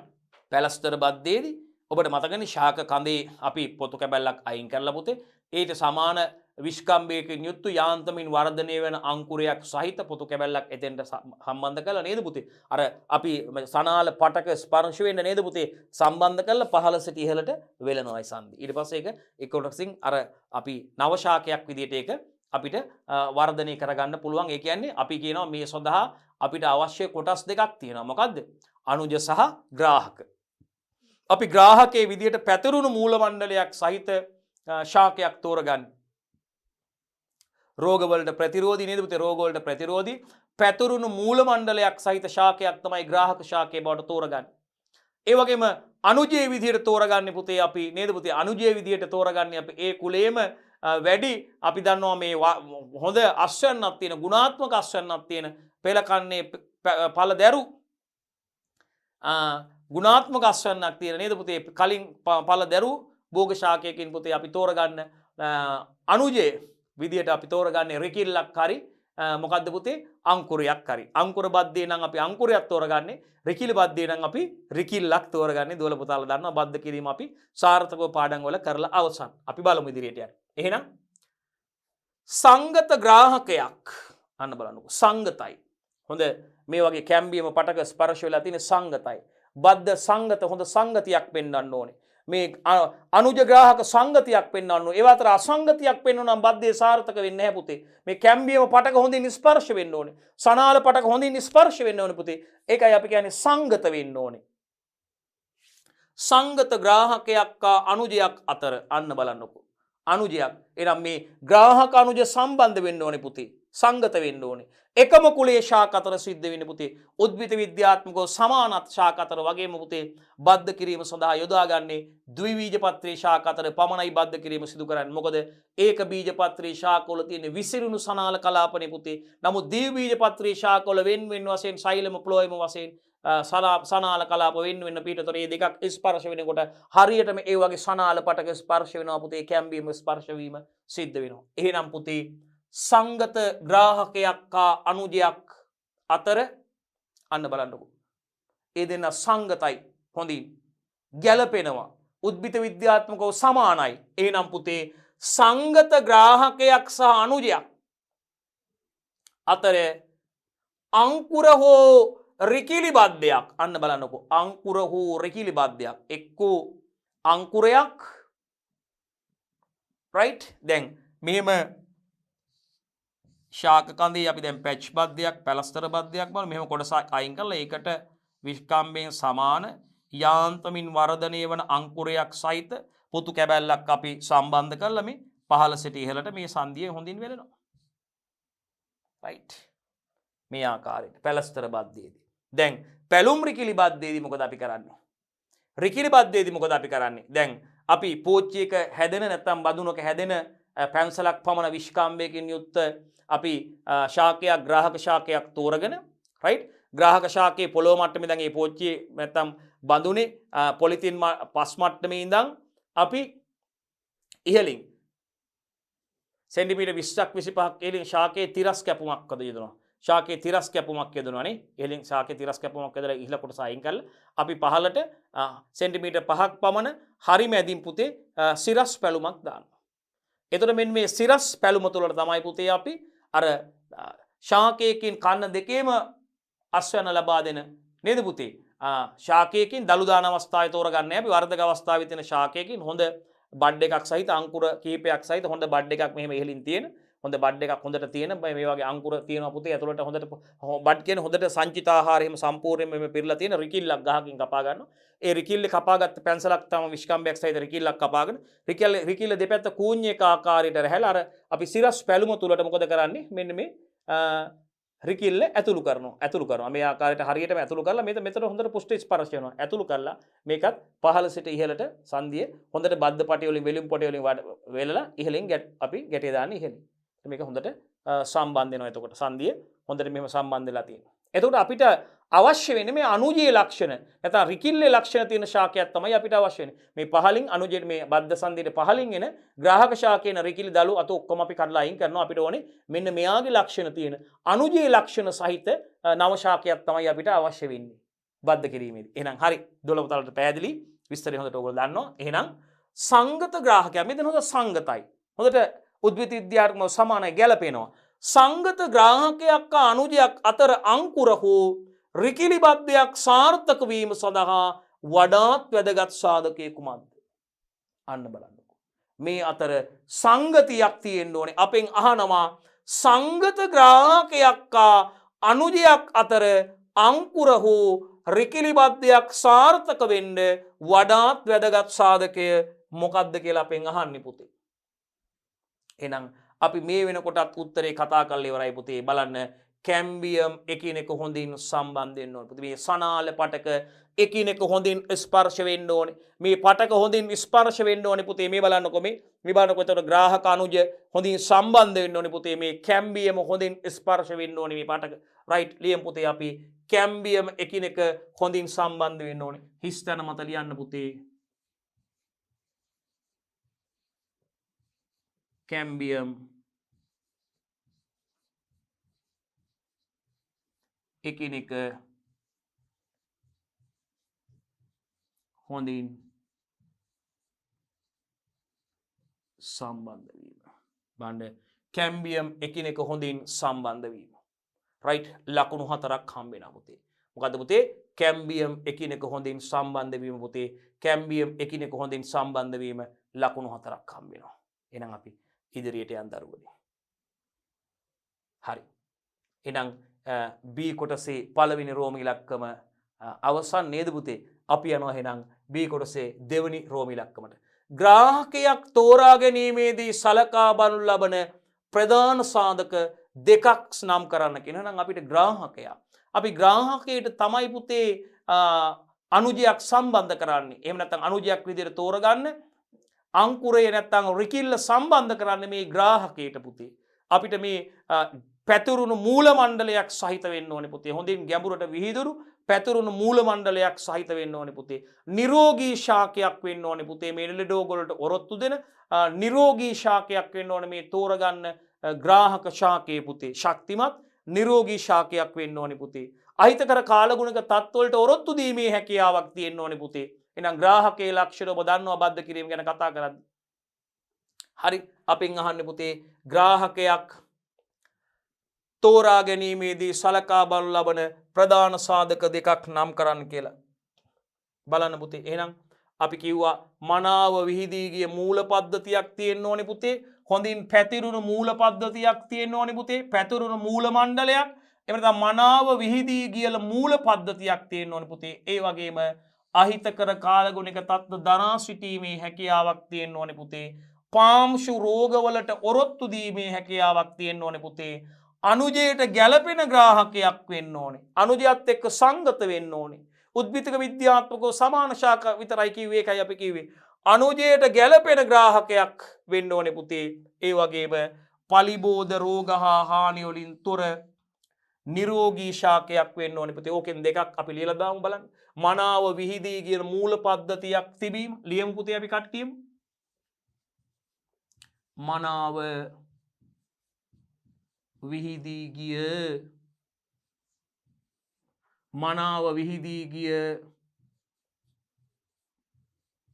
මූල පද්ධතියක් තිබීම. මනාව විහිදී ගිය මූල පද්ධතියක් තිබීම. ඒ වගේම දෙවෙනි කරුණ විදිහට මේකේ තියෙන කරුණම ලියමු පුතේ. අහිතකර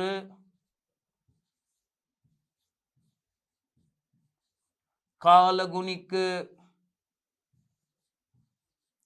තත්ත්ව දරා සිටීමේ හැකියාව. අහිතකරක කාලගුණික තත්ත්ව දරා සිටීමේ හැකියාව පුතේ. ඕනෑම සාධක දෙකක් සඳහා එක සාධකයකට ලකුණු 4 ගානේ 4 වරක් 2 8යි. බලන්න දැන්ට මම ලකුණු කීයක් අපි එකතු කරගෙනද කියලා. ඒ විදිහටයි පුතේ ක්‍රමානුකූලව යන්න ඕනේ මේක. එහෙනම් පුතේ අපි ප්‍රශ්නය වුණේ ග්‍රාහකයක් තෝරා ගැනීමේදී සලකා බලන ලබන ප්‍රධාන සාධක දෙකක් නම් කරන්න කියලා දරුවනේ. එහෙනම් ප්‍රධාන සාධක දෙකක් නම් කරලා තියෙන්නේ අපි. මනාව විහිදී ගිය මූල පද්ධතියක් තියෙන්න ඕනේ පුතේ. හොඳින් පැතිරුණු ශක්තිමත් මූල පද්ධතියක් කිව්වත් හරි පුතේ. මෙයා අහිතකර කාලගුණික තත්ත්ව දරා සිටීමේ හැකියාවක් තියෙන්න ඕනේ පුතේ මේ ශාකයට ග්‍රාහක ශාකයට පාම්ශ රෝගවලට ඔරොත්තු දීමේ හැකියාවක් සහිත ශාකයක් වෙන්න ඕනේ පුතේ. ඒ වගේම පුතේ අනුජයට ගැළපෙන ග්‍රාහක ශාකයක් වෙන්න ඕනේ පුතේ.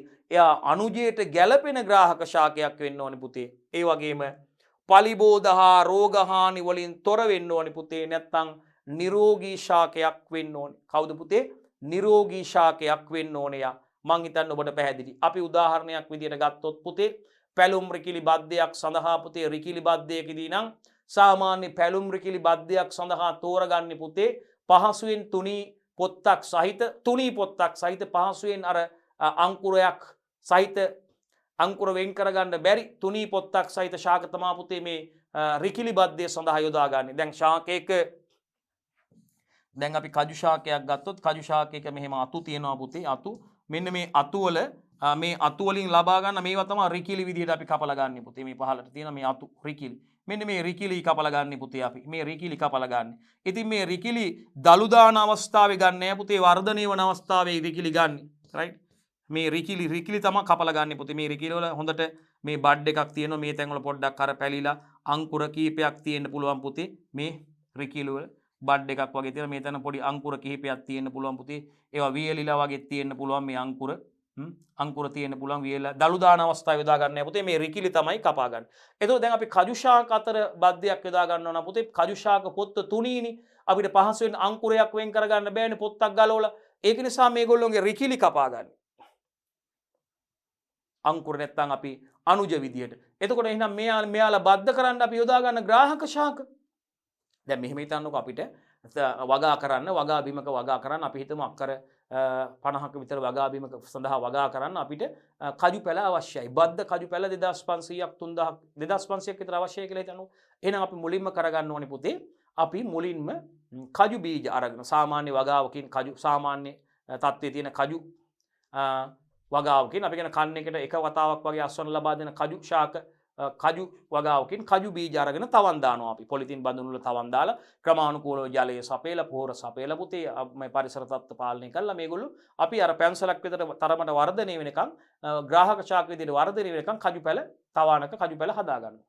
කජු බීජ තවන් දාලා ග්‍රාහක ශාක විදිහට. දැන් අපිට පැල 2500ක් විතර ඕන නම් අපි පැල 2800ක් 700ක් විතර හදා ගන්නවා. මැරෙන්නත් පුළුවන් නේ. අපිට 2500ක් වල වැඩිපුර පැල 200ක් විතර තව හදනවා. මොකද එතකොට අපිට අර අවශ්‍ය ප්‍රමාණයට ගන්න පුළුවන්. පැල මේ යන්නත් පුළුවන් නේ. මේ අතරතුර මොකක් හරි හේතුවක් නිසා. මේ විදිහට හදාගෙන පැන්සලක් තරමට විතර වර්ධනය වුණාට පස්සේ මේ ග්‍රාහක ශාක අපි අන්න දැන් බද්ධ කරන්න අවශ්‍යයි. අපිට මේකට කවුද? අනුජ අවශ්‍යයි. අනුජයේ විදිහට පුතේ රිකිලි යොදා ගන්න. මේ විදිහට ශාක වලින් කපා ගන්න රිකිලි තමයි යොදා ගන්න.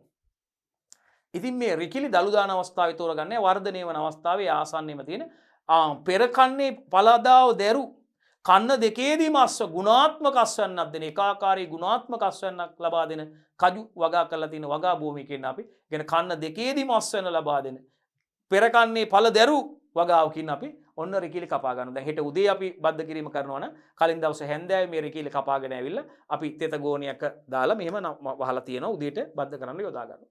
උදේම බද්ධ කිරීම පටන් ගන්නකොට මොකද කරන්නේ? අපි අර බද්ධ ග්‍රාහක ශාකයේ පොලිතීන් මළු වල දාලා තියෙන ග්‍රාහක ශාක තියෙන්නේ. ඒ ග්‍රාහක ශාකයේ අපි පොළොව මට්ටමේ ඉඳන් පස් මට්ටමේ ඉඳන් මීටර 20ක් පස් මට්ටම දැන් මේ හරිය කියන්නකො පස් මට්ටමේ ඉඳන් ඉහළටනේ ශාක මේ හරියට මේ පස් මට්ටම මේ කළු පාට හරිය කියලා හිතන්නකො. මෙතනින් ඉහළටනේ ශාකයේ තියෙන ශාකයේ සෙන්ටි ඉහළින් පස් මට්ටමේ ඉඳන් පොළොව මට්ටමේ ඉඳන් සෙන්ටිමීටර් 20ක් 25ක් කියලා ශාකයේ අපි මෙහෙම තිරස් කැපුමක් යොදලා ඉහළ කොටස අයින් වෙනවනේ. තිරස් කැපුමක් යොදනවා.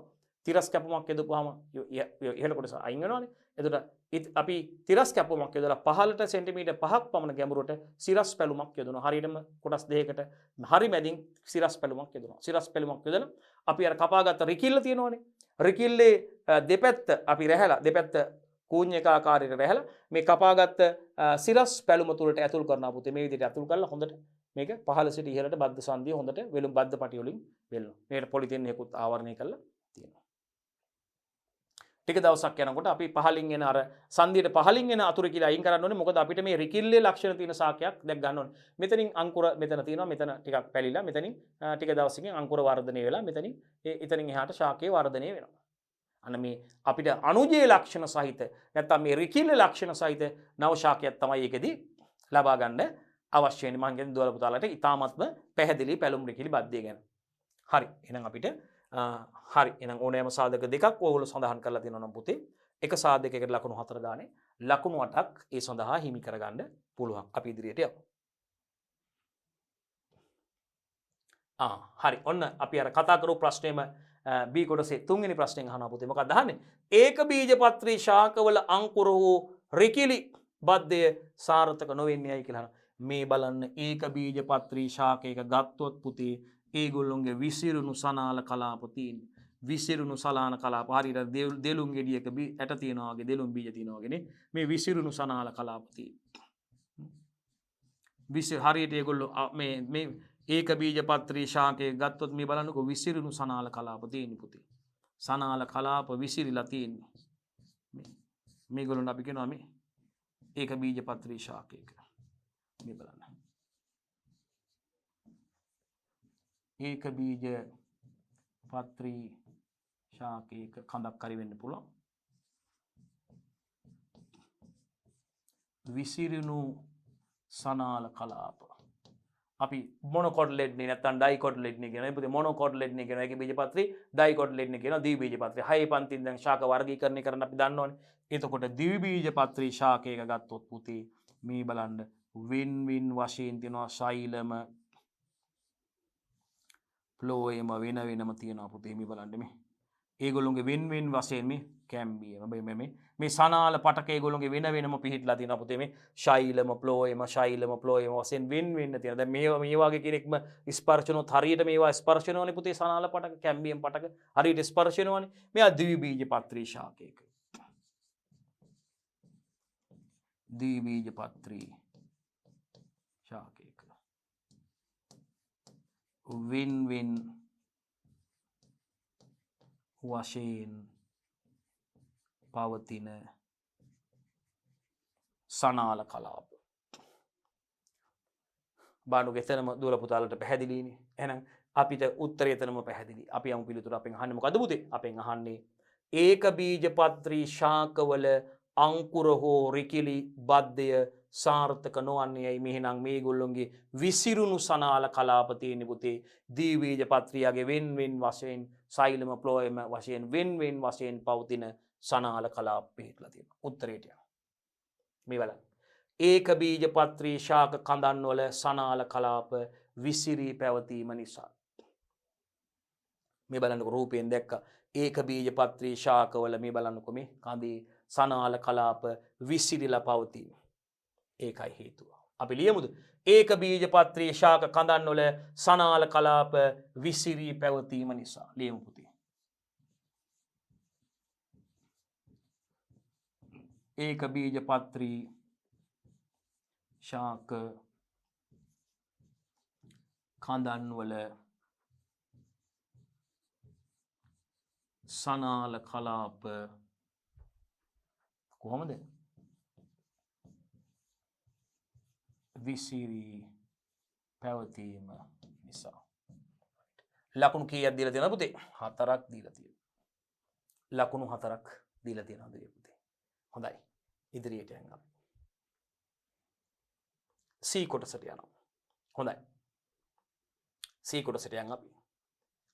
පාසලේ ජීවවායු ඒකකයේ තුල බයෝගෑස් යුනිට් එකක් BST කරන ළමයි කණ්ඩායමක් වෙන්න ඉස්කෝලේ. BST කරන දරුවෝ හදන්න ඇති බයෝගෑස් එකක්. බයෝගෑස් යුනිට් එකක් නේද පුතේ? අවශ්‍ය වැඩ කරගන්න පුළුවන් අපිට මේ කාලේ නම් වඩාත් ප්‍රයෝජනවත් වෙනවා නේද පුතේ? බයෝගෑස් එකක් හදලා තියෙනවා නම් කොච්චර ප්‍රයෝජනවත්ද බලන්න. ගෙදරක පාසලක වගේ අපිට අවශ්‍ය දේවල් කරගන්න පුළුවන්. ගෙදර තියෙන විදුලි බල්බ දල්ව ගන්න පුළුවන්. ආහාර පිසීමේ කටයුතු කරන්න පුළුවන් මේ ගෑස් එකේ.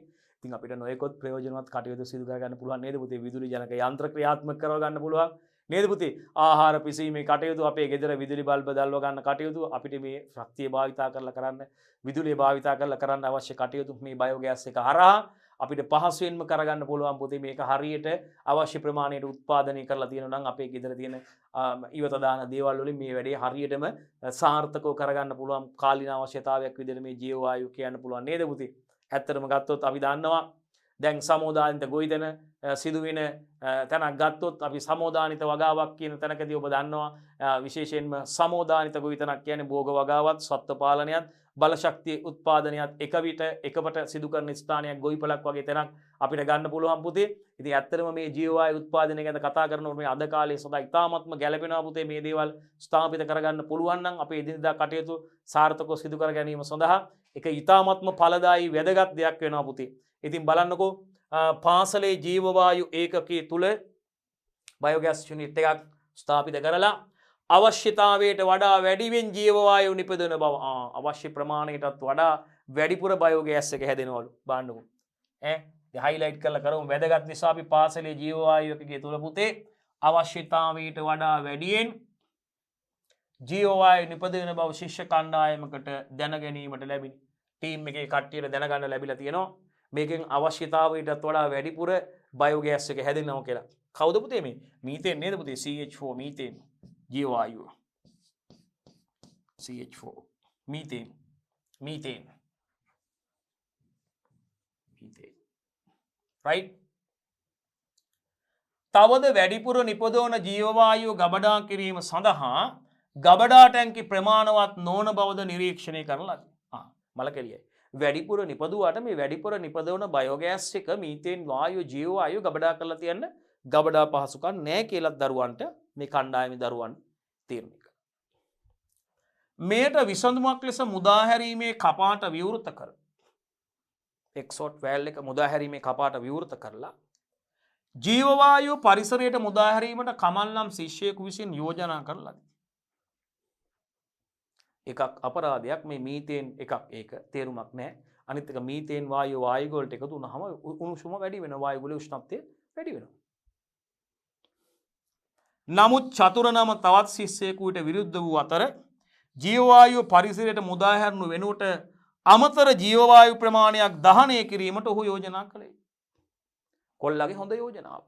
අපෙන් අහනවා ඔබ එකඟ වන්නේද කුමන ශිෂ්‍යයාගේ යෝජනාවටද කමල්ගේ යෝජනාවටද චතුරගේ යෝජනාවට? කමල් යෝජනාවට අපි කීයටවත් එකඟ වෙන්නේ නැහැ. අපි එකඟ වෙන්නේ චතුරගේ ප්‍රකාශයට. ලකුණු 4ක් හම්බ වෙනවා. අහනවා ඔබගේ පිළිතුරට හේතුව සඳහන් කරන්න. ඇයි චතුරගේ ප්‍රකාශයට ඔබ හේතුව? මීතේන් නැත්නම් CH4 අපි දන්නවා ග්‍රීන් හවුස් ගෑස් එකක්. අපි කලින් කිව්වා CH4 හරිතාගාර වායුවක් නිසා ගෝලීය උණුසුම වැඩිවීම හෝ CH4 මගින් CO2 වලට වඩා වැඩියෙන් ගෝලීය උණුසුම වැඩි කිරීම. අන්න බලන්න මේ හේතු දෙකෙන් ඕනෑම හේතුවක් සඳහා එකකට ලකුණු 4 ගානේ ලකුණු 4ක් හම්බ වෙනවා. බලන්නකෝ. අපි මේකෙදී හරි චතුරගේ යෝජනාවටයි අපි එකඟ වුණේ. ඒකට හේතුව සඳහන් කරන්න කියනවා. Methane CH4 හරිතාගාර වායුවක්. ඒක නිසා වායුගෝලීය උණුසුම වැඩි වෙන්න ඒක හේතුවක් වෙනවා. ඒක ලියන්නත් පුළුවන් නැත්නම් CH4 මීතේන් මගින් පුතේ CO2 එහෙම නැත්නම් කාබන් ඩයොක්සයිඩ් වලට වඩා වැඩියෙන් දරුවනේ ගෝලීය උණුසුම වැඩි කිරීම සිද්ධ වෙනවා. ගෝලීය උණුසුම වැඩි කිරීම සිද්ධ වෙනවා. එහෙනම් ඕනෑම එක් හේතුවක් සඳහා පුතේ ලකුණු 4ක් හම්බ වෙනවා. අපි ලියමු මීතේන් නැත්නම් CH4 මගින් නැත්නම් CH4 මගින් ඕනෙත් නැහැ.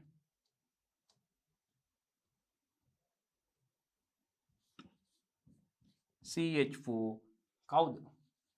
ග්‍රීන් හවුස් ගෑස් එකක්.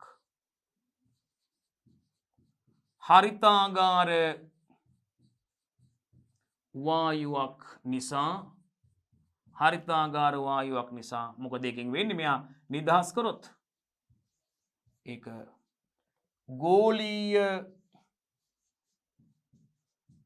උණුසුම වැඩිවීමට හේතු වේ.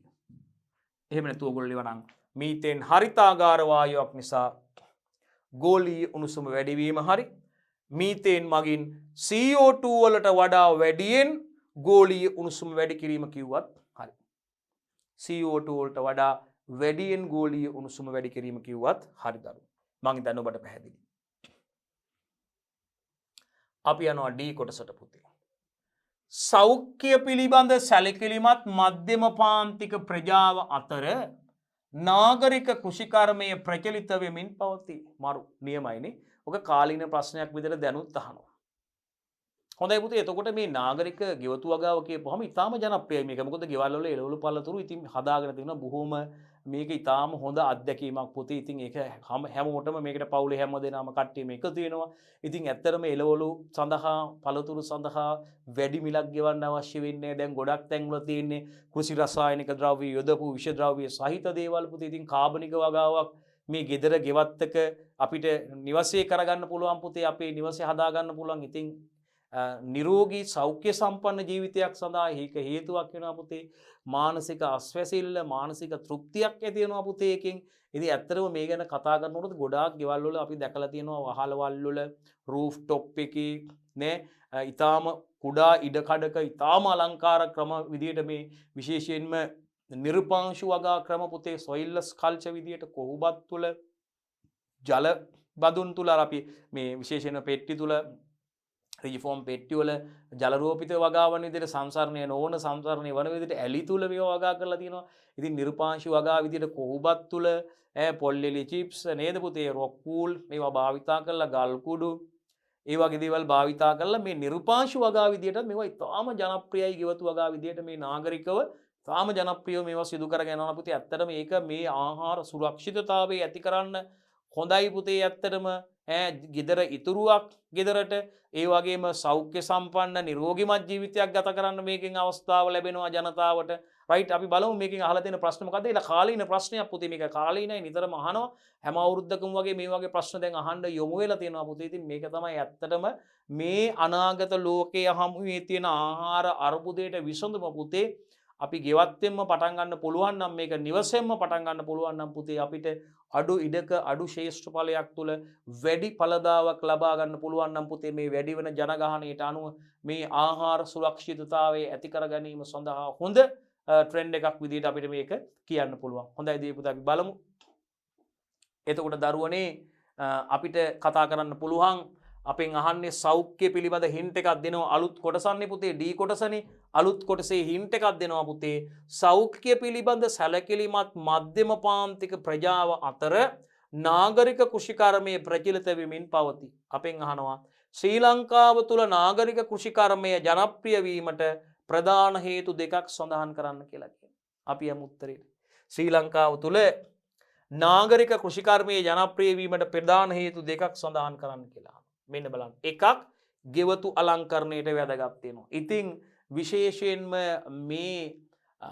විශේෂයෙන්ම නාගරික ගොවිතැන ගත්තාම මේක ඇත්තනම මේ භූමි අලංකරණය ගෙවතු අලංකරණය කියන එක විශේෂයෙන්ම මේ ආහාර භෝග වලින් සමන්විත ගෙවතු අලංකරණයක් කියන එක ලොකු හොඳ අවස්ථාවක් පුතේ. ඉතින් ඒකෙදි එකක් ගෙවතු අලංකරණයට වැදගත් වෙනවා මේක. කෘෂි රසායන ද්‍රව්‍ය වලින් තොර එළවලු පළතුරු ලබා ගැනීමට හැකියාවක් ලැබෙනවා පුතේ. මේක අලෙවි කරලා අමතර ආදායමක් ලබා ගන්න පුළුවන්. ගෙදර පාවිච්චි කරනවට අමතරව අපි කියපුවා ගොඩක් තිබ්බා නේද පුතේ? මානසික සහනයක් ලැබෙනවා පුතේ. ඒ වගේම සීමිත ඉඩකඩක වගා කළ හැකි වීම. මං කිව්වර ඉඩකඩ ප්‍රශ්නෙට විසඳුමක් විදියට පුතේ සීමිත ඉඩකඩක අපිට අඩු ඉඩ ප්‍රමාණයකින් පුතේ අඩු ශේෂ්ඨඵලයකින් වැඩි ඵලදාවක් ලබා ගන්න පුළුවන් මේකෙන්. එහෙනම් මෙන්න පුතේ පිළිතුරු අපි ලියමු පිළිතුරු දෙකක් ලියමු මෙතනින් තෝරලා. ගෙවතු අලංකරණයට වැදගත් වෙනවා පුතේ ඇත්තටම. ඊටාම ආකර්ශනීය විදියට මේවා වගා කරලා තිනවා පුතේ. ඊටාම අලංකාරයි. එහෙනම් ඒක ප්‍රධාන වශයෙන්ම දරුවනේ ගෙවතු අලංකරණයට වැදගත් වෙනවා දරුවනේ. වැදගත් වීම ඒ වගේම කෘෂි රසායන වලින් තොර එළවලු හා පළතුරු ලබා ගැනීමට හැකි වෙනවා. කෘෂි රසායන ද්‍රව්‍ය වලින් තොර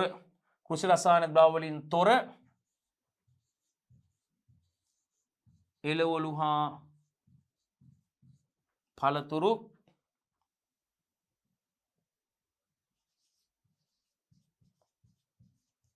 ලබා ගැනීමට හැකිවීම. රයිට්.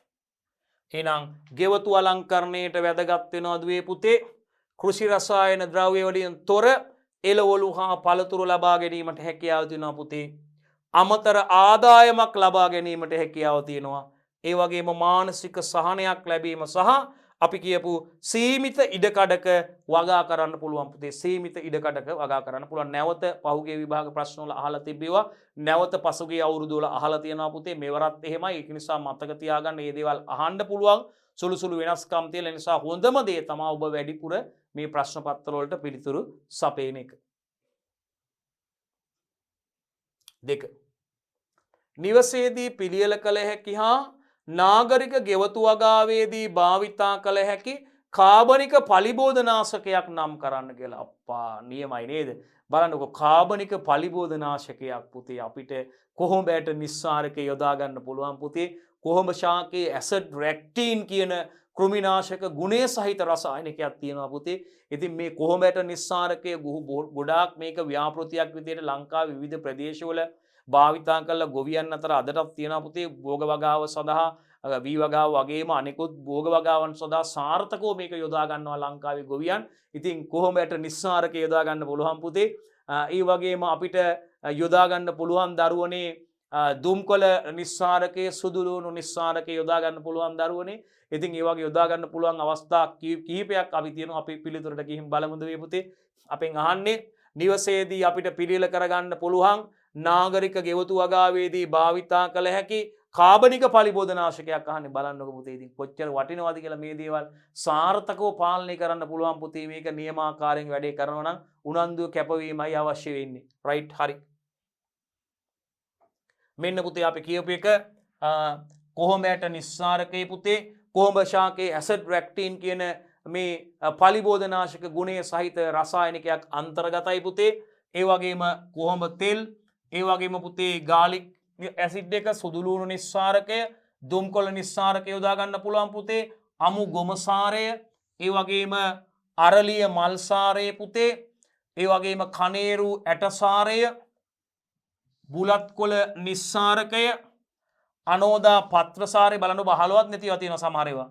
කොච්චිසාරය, පැපොල් පත්‍රසාරයත් යොදා ගන්න පුළුවන් පුතේ.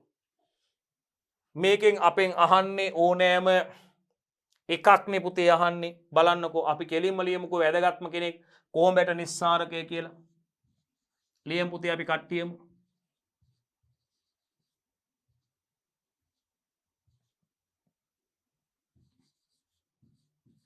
කොහොඹට නිස්සාරකය. රයිට්. ලකුණු 4ක් හම්බ වෙනවා පුතේ. අපි යමු ඉදිරියට. හොඳයි පුතේ අපි තුන්වෙනි කොටසේ ඉන්නේ එකේ රෝවෙරකන් 3. හරි.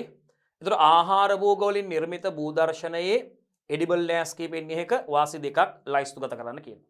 අපි යන් ඒකට. එකක් පුතේ ගෙවතු අලංකරණය සිදු වෙනවා පුතේ. අනිවාර්යෙන් ආහාරයට ගන්න පුළුවන්. භූමි කාර්යක්ෂමතාවය වැඩි වෙනවා පුතේ. අපි කලින් කිව්වාගේ මානසික සහනයක් ලැබෙනවා. ගෙවතු අලංකරණය කියන එක අපි කලින් ලියපු නිසා ඒකෙදී අපි ලියමු ආහාරයට ගන්න පුළුවන්. භූමි කාර්යක්ෂමතාවය වැඩි වෙනවා මානසික සහනයක් ලැබෙනවා කියන දෙක අපි ලියමු. භූමි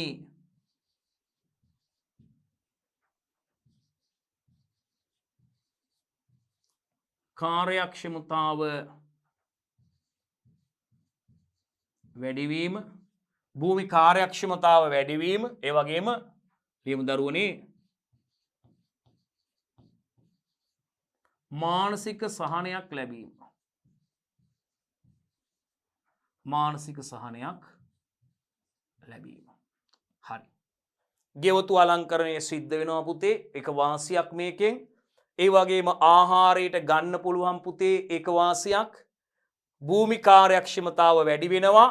මානසික සහනයක් ලැබෙනවා. ලකුණු පුතේ ඕනෑම වාසි දෙකක් සඳහන් කරනවාට එකකට 3 ගානේ ලකුණු 6ක් හම්බ වෙනවා. බලමු පළවෙනි ප්‍රශ්නේ අවසානයේ ලකුණු කීයක් එකතු කරන් තියෙනවද කියලා අපි නේද?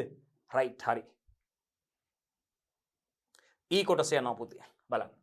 ආහාර 9 වෙනි එකකින් ප්‍රශ්නේ අහලා තියෙනවා. නරක් වූ ආහාර පරිභෝජනය කිරීම මනුෂ්‍යයාට බරපතල සෞඛ්‍ය ගැටලු ඇති කරයි.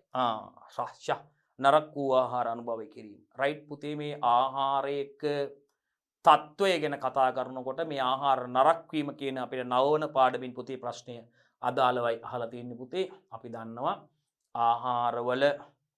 ආහාර පුතේ ප්‍රයෝජනයට ගත නොහැකි ආකාරයට අප්‍රසන්න තත්ත්වයකට පත් වීම පුතේ. ආහාරයේ වයනේ රසය පැහැය වෙනස් වෙනවා පුතේ. ආහාරයේ වයනේ වෙනස් වෙනවා.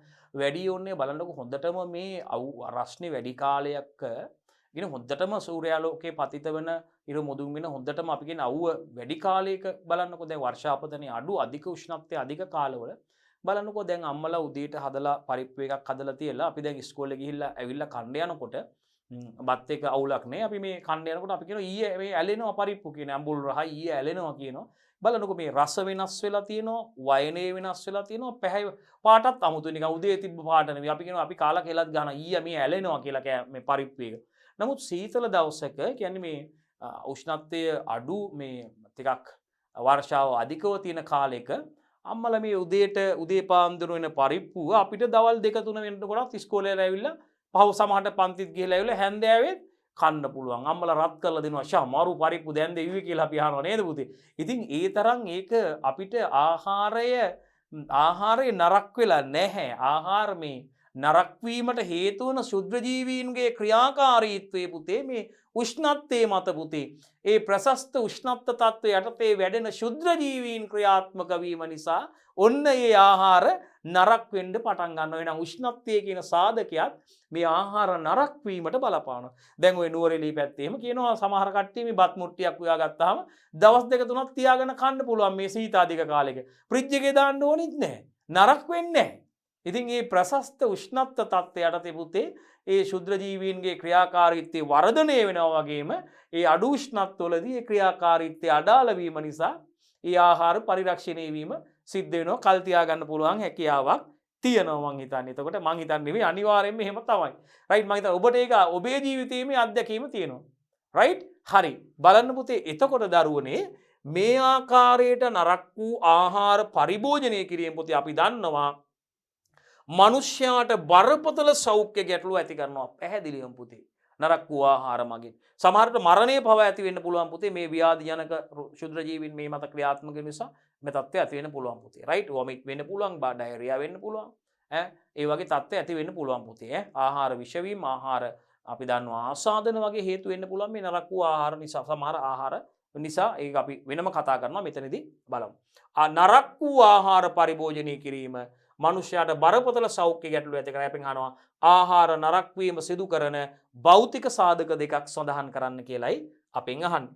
අපි බලමු කවුද ආහාර නරක් මෙන්න අපි කතා කරපු යාළුවෝ ඉන්නවා උෂ්ණත්වය තෙතමනය ආර්ද්‍රතාවය යාන්ත්‍රික හානි වෙන්න පුළුවන් ආහාර තැලීම් පොඩිවීම සීරීම් තුවාල වීම හරහා පුතේ ඒ හරහා මේ ලෝලු පළතුරු වලට ශුද්ධ ජීවී ආසාදන ඇති වෙන්න පුළුවන් පුතේ. මේවට නොයෙකුත් ද්‍රව්‍ය අපද්‍රව්‍ය එකතු වීම සිද්ධ වීමෙන් මේ ආහාර පරිභෝජනයට ගත නොහැකි ආකාරයට ආහාර නරක් වීම සිද්ධ වෙන්න පුළුවන් දරුවනේ. ඊටාම පැහැදිලි අපිට දුවලා පුතාලට ඒ කරුණ. රයිට් පුතේ එහෙනම් අපි බලමු. අපි නම් කරමු පුතේ භෞතික සාධක අපෙන් අහන්නේ කීයක්ද අහන්නේ? දෙකක් අහන්නේ.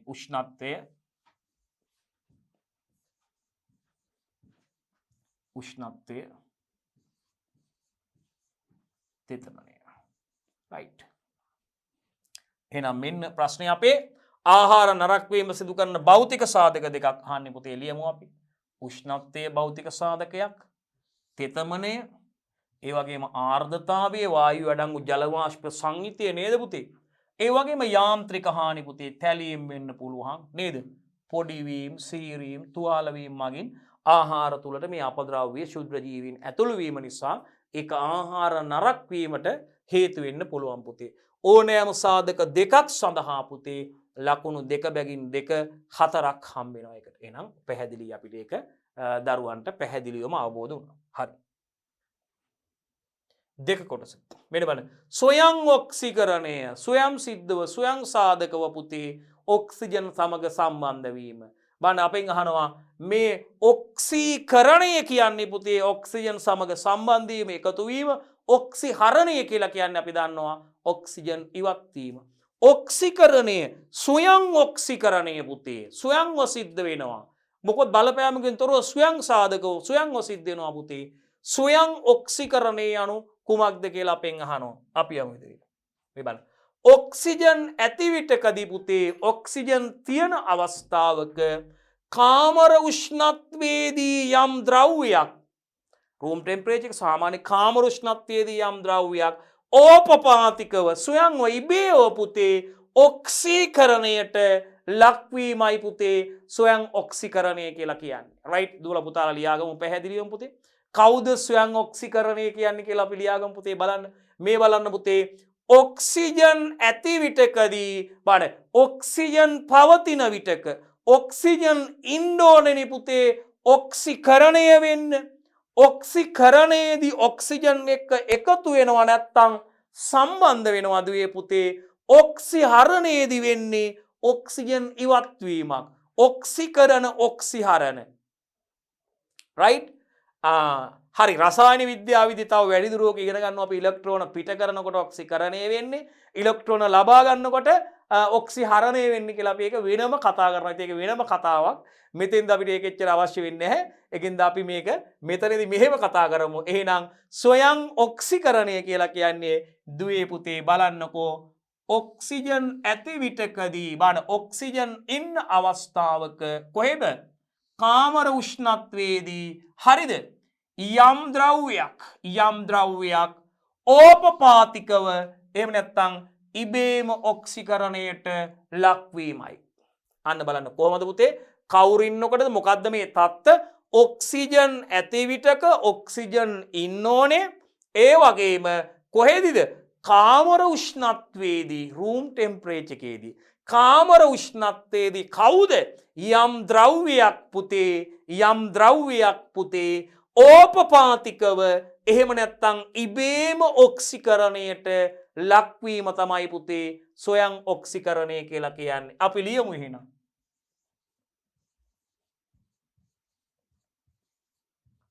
ඔක්සිජන් ඇති විටකදී කාමර උෂ්ණත්වයේදී යම් ද්‍රව්‍යයක්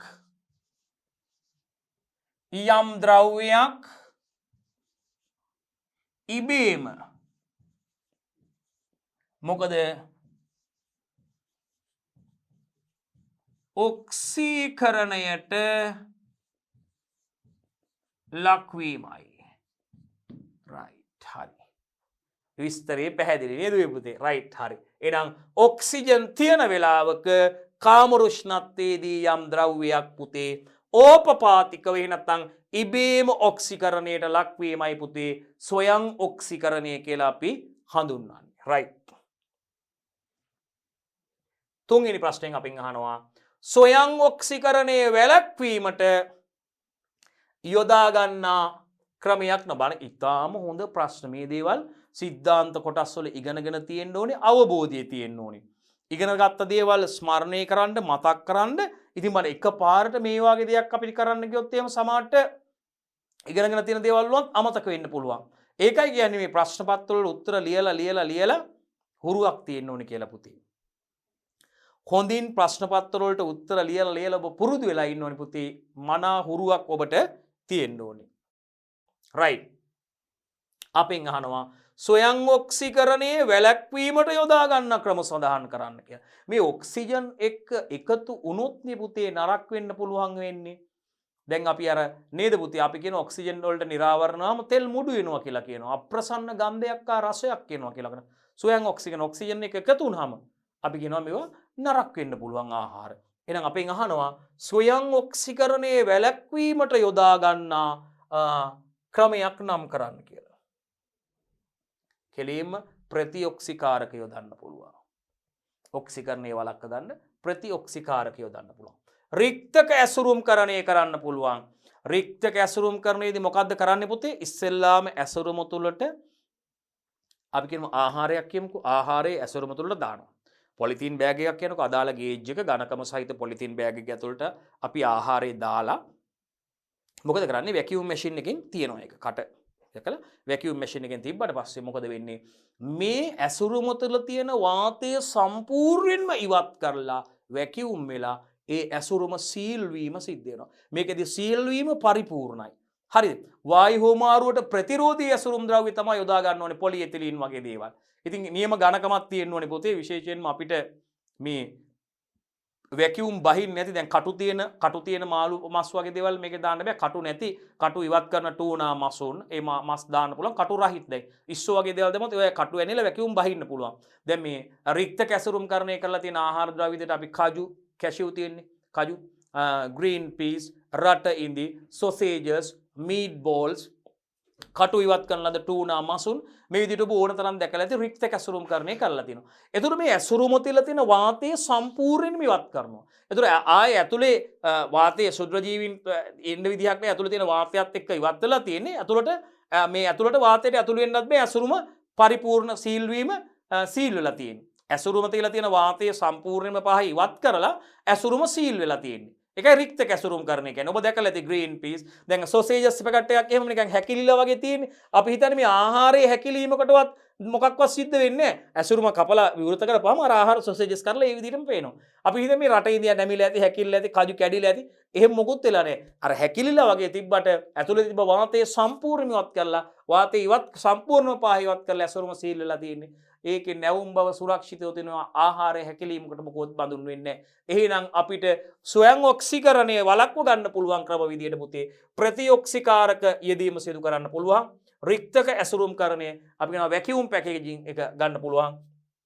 නවීනකෘත ඇසුරුම්කරණය කරන්න පුළුවන් පොතේ මොඩිෆයිඩ් පැකේජින් එක ඔබට මතකයි නවීනකෘත ඇසුරුම්කරණයේ පුතේ ඒකෙදි අපිට මේ ඔක්සිකරණය වළක්වන්න පුළුවන් ඔක්සිජන් ඉවත් කරනවා සාමාන්‍ය සමහර කාබන් ඩයොක්සයිඩ් වගේ වායු ඇතුල් කරනවා කිරිපිටි වලට නයිට්‍රජන් වගේ වායුවක් ඇතුල් කරනවා ඔබට මතක ඇති ඉතින් රයිට් ඒ වගේ ඔක්සිජන් ඉවත් කිරීම කරනවා සමහර ආහාර ද්‍රව්‍ය වල ඔක්සිජන් ඉවත් කිරීම සිද්ධ කරනවා ඒ මගිනුත් අපිට මේ අපේ ප්‍රශ්නෙට පිළිතුර ස්වයං ඔක්සිකරණය වැළැක්වීමට යොදා ගන්නා ක්‍රමයක් එක ක්‍රමයයි අහන්නේ පුතේ ඉතින් ඔබට මේ අවබෝධය තියෙන්න ඕනේ පුතේ අපි ලියමු මේකෙදි ප්‍රතිඔක්සිකාරක යෙදීම කියලා නැත්නම් රික්ත ඇසුරුම්කරණය කියලා ලියමු අපිට හුරු එකක් ලියමු අපි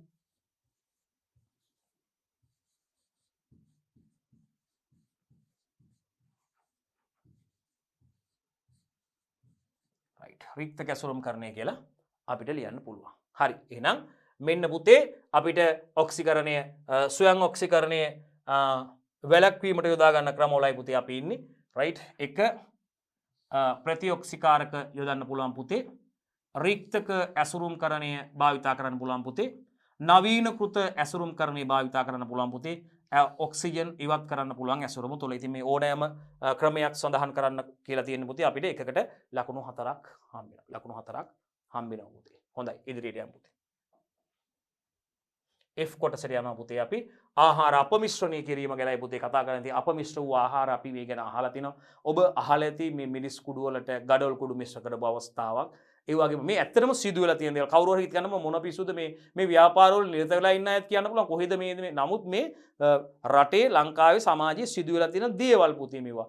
මිරිස් කුඩු වලට ගඩොල් කුඩු මිශ්‍ර කරපු අවස්ථා, ගම් මිරිස් ඇට වලට පැපොල් ඇට මිශ්‍ර කරපු අවස්ථා, ඒ වගේම කහ වලට හාල් පිටි එකතු කරපු අවස්ථා, බඩේරුඟු පිටි එකතු කරපු අවස්ථා. ඉතින් මේවට පාන් කුඩු මිරිස් කුඩු වලට පාන් කුඩු කලවම් කරපු අවස්ථා. ඉතින් මේවා සාමාන්‍ය වෙලා තියෙන දේවල් පුතේ පරිශ්‍රම වලින් තහවුරු කරගෙන තියෙන දේවල්. රයිට් මතක තියාගන්න. එතකොට එහෙනම් බලන්න. ආහාර අපමිශ්‍රණය කිරීම වෙළඳ පොලෙහි දක්නට ලැබෙන ආහාරවල ගුණාත්මක බවට බලපෑම් සිදු කරන අතර එය බොහෝ සෞඛ්‍ය ගැටලු වලට මූලික හේතුවක් වෙනවා. ඉතින් ලාභේ වැඩි කරගන්න කියලා මේ ගුණාත්මක බව අඩු කරගන්නවා මේ මිනිස්සු පොඩි ලාභේ වැඩි කරගන්න මේ බර වැඩි කරගන්න ලාභේ වැඩි කරගන්න හිතලා ඉතින් ඒ වැනි දේවල් කරන කූට ව්‍යාපාරිකයෝ ඉන්නවා. ඒක ඉතින් ඇත්තටම මේ වගේ ගුණාත්මක භාවයේ බාල වෙනවා වගේම සෞඛ්‍ය ගැටලු තරජන ඇති වෙන්න පුළුවන් අවස්ථාවන් විදිහට පෞගේ කාලේ ලංකාවෙත් මේ වගේ දේවල් අපි ගොඩාක් අපිට අහන්න ලැබුණා. ඉතින් ඒක මතක තියාගන්න. ඉතින් ඒ නිසා මේ කොටසේදී මේ ආහාර අපමිශ්‍රණය කියන එක අධ්‍යයනී තාමත්ම වැදගත් මේවා කාලීන ප්‍රශ්න විදිහට පුතේ මේවා අහන්න පුළුවන්. එහෙනම් මතක තියාගන්න මේ ආහාර අපමිශ්‍රණය කිරීම පුතේ වෙළඳ පොලෙහි දක්නට ලැබෙන මේ ආහාරවල ගුණාත්මක භාවයට ක්වොලිටි එකට පැහැදිලිවම බලපෑම් කරන කරනවා පුතේ. එය බොහෝ සෞඛ්‍ය ගැටලු වලට මූලික වෙනවා. පැහැදිලි පුතේ. අපෙන් අහනවා මොකද්ද ආහාර අපමිශ්‍රණය කියන්නේ කියලා. රයිට්. හරි. හින්ට් එකක් දීලා අපෙන් අහනවා ආහාර අපමිශ්‍රණය කියන්නේ මොකද්ද? බලමු. ආහාරයක අපි කිව්වා වගේ පුතේ තත්වය බාල කරනවා. ආහාරයේ ක්වොලිටි එක බාල කරනවා පුතේ. ආහාරයක තත්වය බාල කිරීම හා බණ ඒ තුලින් ව්‍යාපාරිකයාට බණ වැඩි ලාභ ලබා ගැනීම අරමුණු කොට ආහාරයට ද්‍රව්‍ය එකතු කිරීමයි. අන්න එයා හිතන්නේ මේකේ බර වැඩි කරගන්න පුළුවන්. හරි පොඩ්ඩක් දාලා මේකේ අපිට ප්‍රමාණය වැඩි කරගන්න පුළුවන්. එතකොට යාට ලාභයක් ගන්න පුළුවන්. ඒ සඳහා තත්ත්වය බාල කිරීම සඳහා එකතු කරන ද්‍රව්‍යයයි පුතේ අපමිශ්‍රණ කියලා අපි කියන්නේ. බලන්න පුතේ එහෙනම් ආහාරයක තත්ත්වය බාල කිරීම. ආහාරයක තත්ත්වය බාල කිරීම හා මොකද තත්ත්වය බාල කිරීම තුළින් මොකද්ද ව්‍යාපාරිකයා බලාපොරොත්තු වෙන්නේ? ඒ තුලින් ව්‍යාපාරිකයාට හරිද වැඩි ලාභ ලබා ගැනීම අරමුණු කොට මට ව්‍යාපාරිකයා අරමුණු කරන්නේ වැඩි ලාභයක් ගන්න. දැන් කහ අඩු කාලයක කහ මිල අධිකව මිල ඉහළ ගියාට පස්සේ මොකද කරන්නේ? කහ පොඩ්ඩක් දාලා ඒකට වැඩිපුර වෙන හාල් පිටි දානවා. නැත්නම් බඩේරඟු පිටි හරි එහා සමාන මොකක් හරි දානවා. නමුත් අර කහවල සැබෑ ස්වරූපේ එන්නේ නැහැ. කහ නැතිකමන කට්ටිය ගෙවල් වල ගිහිල්ලා දානවා. කොච්චර පරිප්පුවකට කහ පාට ගන්න හැදුවත් පාට එන්නේ නැහැ. ඉතින් මොකද වෙන්නේ? ඇත්තටම ඒකෙන් වෙන්නේ මොකද්ද? මේ වැඩි ලාභ ලබා ගැනීමේ අරමුණු කොටගෙන එකතු කරන ද්‍රව්‍ය වලින් මොකද වෙන්නේ? ආහාරයේ තත්වය බාල වෙනවා. ඒ ව්‍යාපාරය දිගටම කරගෙන යන්න වෙන්නේ නැහැ. රිජෙක්ට් කරනවා පාරිභෝගිකයෝ ගන්නේ ඊට පස්සේ. කූට ව්‍යාපාරයක්. එහෙනම් ආහාරයක තත්වය බාල කිරීම හා දරුවනේ ඒ තුලින් ව්‍යාපාරිකයාට වැඩි ලාභ ලබා ගැනීම අරමුණු කොට ආහාරයට ද්‍රව්‍ය එකතු කිරීම තමයි පුතේ අපමිශ්‍රණය කියලා කියන්නේ. ලියාගන්න දුර පුතාලා. ආහාරයක තත්වය බාල කිරීම මේකෙන් වෙන්නේ ආහාරයේ තත්වය බාල වෙනවා. මිරිස් කුඩු වලට ගම් මිරිස් කුඩු එකතු කරපුවාම ඒවා ගම් මිරිස් ඇට වලට පැපොල් ඇට එකතු කරපුවම තත්වය බාල වෙනවනේ පුතේ. ආහාරයක තත්වය බාල කිරීම හා බඩ ඒ තුලින් ව්‍යාපාරිකයාට වැඩි ලාභ ලබා ගැනීම අරමුණු කොට ඒකෙන් ව්‍යාපාරිකයා අරමුණු කරගන්නේ වැඩි ලාභයක් ලබා ගැනීම ඒ සඳහා ආහාරයට ද්‍රව්‍ය එකතු කිරීම තමයි පුතේ ආහාර අපමිශ්‍රණය කියලා කියන්නේ. ලියගන්න. රයිට්. අපි දෙවනි ප්‍රශ්නෙට යනවා. F කොටසේ F වල දෙවනි ප්‍රශ්නෙට යනවා. කිරි කර්මාන්තයේදී බහුලව යොදන ආහාර අපමිශ්‍රක දෙකක් භාවිතා කරනවා. සඳහන් කරන්න අපි දන්නවා ජලය යොදනවා, සීනි යොදනවා නේද? යූරියා යොදනවා මේ කිරි කර්මාන්තයේදී කිරි වල නේද පුතේ? කිරි වල බර වැඩි කරගන්න, ප්‍රමාණය වැඩි කරගන්න නේද? ඉතින් විවිධ දේවල් යොදනවා භාවිතා කරනවා. අපි බලමු. දැනටමත් ඔබ දන්නවා මේක පාඩම ගොඩාක් පැත්තට විහිදෙනවා. ඒතර ආහාර පාඩමකට ගියපුවාම කිරි අපමිශ්‍රණ කිරි වලදී යොදන කිරි කර්මාන්තයේදී භාවිතා කරන අපමිශ්‍රණ පැත්තටත් යනවා නේද? පුළුල්ල විහිදිලා යනවා. එතකොට මේ වැඩේ ගත්තාම බලන්නකෝ. කිරි කර්මාන්තයේදී බහුලව යොදා ගන්නා ආහාර අපමිශ්‍රක දෙකක් නම් කරන්න කියනවා අපිට. යා. රයිට් අපි ලියමු. යූරියා. ජලය. ඊට අමතරව යූරියා. රයිට් යූරියා ගත්තාම අපි යූරියා කියන කෙනාගේ සංකේතය ඔයගොල්ලෝ SFT වලටත් ඉගෙන ගත්තේ. කාබන්ට දිත්ත බන්ධන O එකක් තියෙනවා දෙපසින් NH2 කාණ්ඩ දෙකක් බැඳිලා තියෙනවා නේද යූරියා. ලියා ගන්න අවශ්‍ය නැහැ මම නිකන් මතක් වෙච්ච හින්දා ලිව්වේ. රසායන විද්‍යාව කොටස් අපිට නැහැ SFT වලට. SFTත් අපිට BST වලට නැහැනේ. ඒක SFT වලට ඉගෙන ගන්න පුළුවන් එතකොට. රයිට් කාබන්ට දිත්ත බන්ධනකින් බැඳිච්ච O එකක් තියෙනවා. නේද? එතකොට NH2 කාණ්ඩ දෙකක් දෙපැත්තෙන් බැඳිලා ඉන්නවා. කවුද? යූරියා නේ. ඇමීන් කාණ්ඩ දෙකක් NH2 කාණ්ඩ දෙකක් බැඳලා තියෙන්නේ. එතකොට එහෙනම් මෙන්න කිරි වලට බහුල වශයෙන්ම යොදන අපමිශ්‍රක විදියට පුතේ යූරියා යොදනවා. ජලය යොදනවා පුතේ.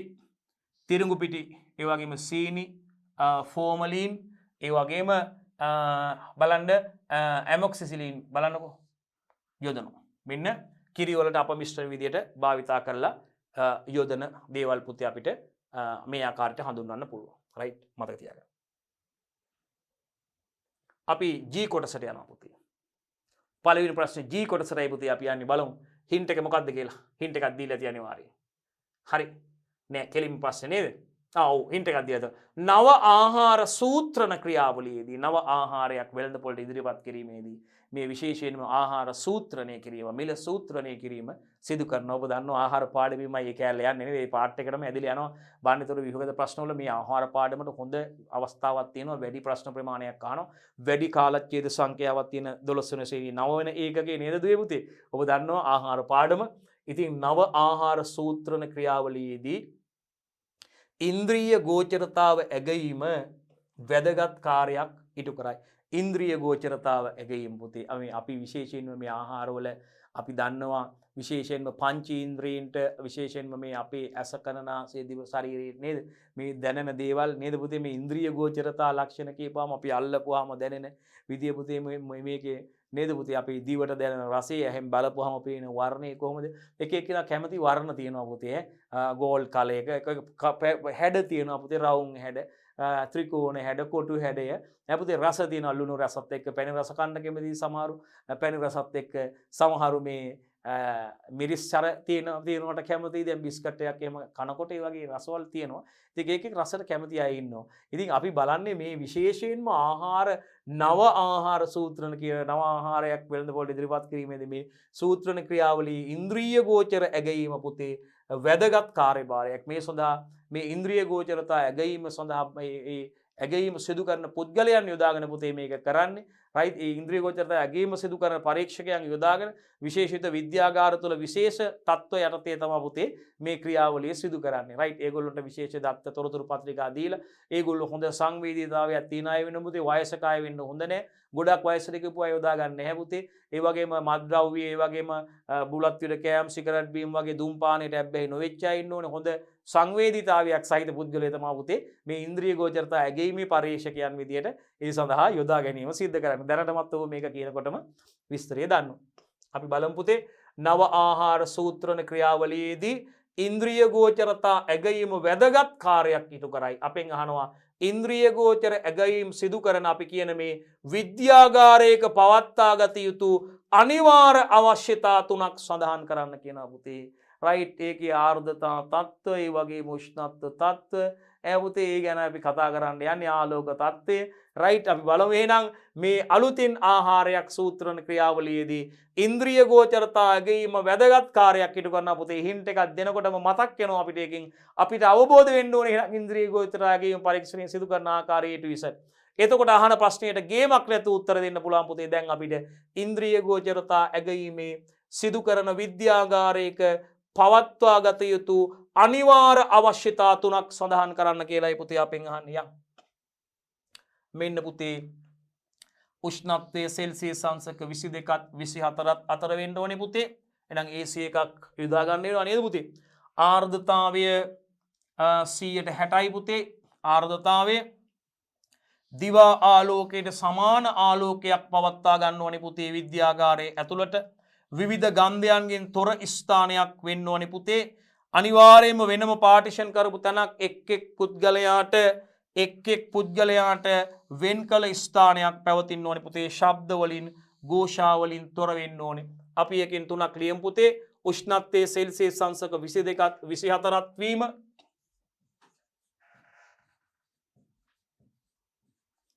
උෂ්ණත්වය සෙල්සියස් අංශක 22ත් 24ත් අතර වීම. රයිට්.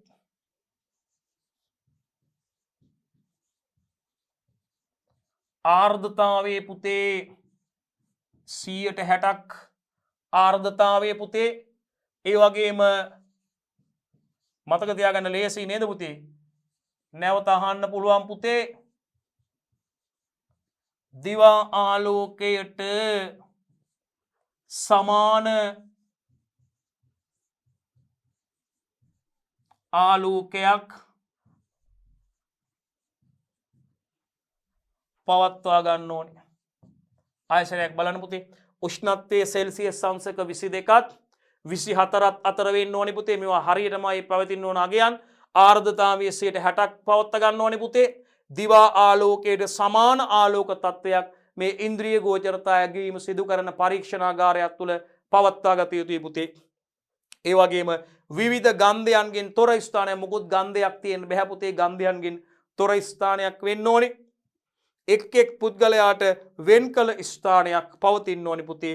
ශබ්ද ഘോഷාවලින් තොර වෙන්න ඕනේ. නිර්වුල් එයාට ඒක හරියට සංවේදන ලබා ගැනීම සඳහා ඒ ක්‍රියාවලිය සිදු කරගන්න පුළුවන් ආකාරයට මේ පරිසර තත්ත්ව ඒ විද්‍යාගාරය තුර ගොඩනැගිලා තියෙන්න ඕනේ පුතේ. හොඳයි පුතේ. එතකොට අපි පළවන ව්‍යුහගත රචනා ප්‍රශ්නය සම්පූර්ණයෙන්ම දුල පුතාලත් එක්ක සාකච්ඡා කරලා අවසන් කරා පුතේ. බලමු අපි එතකොට ඕනෑම මේ අවසන් ප්‍රශ්නෙට පුතේ ඕනෑම තුනක් සඳහා එකකට ලකුණු 3 ගානේ පුතේ 3 ලකුණු 9ක් සඳහන් වෙලා තියෙනවා. බලන්න පුතේ. එතකොට මේ පළවෙනි ව්‍යුහගත රචනා ප්‍රශ්නය අවසන්කට ඔබ මුළු ලකුණු 75ක් ලබාගෙන තියෙන්න ඕනේ පුතේ. සම්පූර්ණ බලන්න.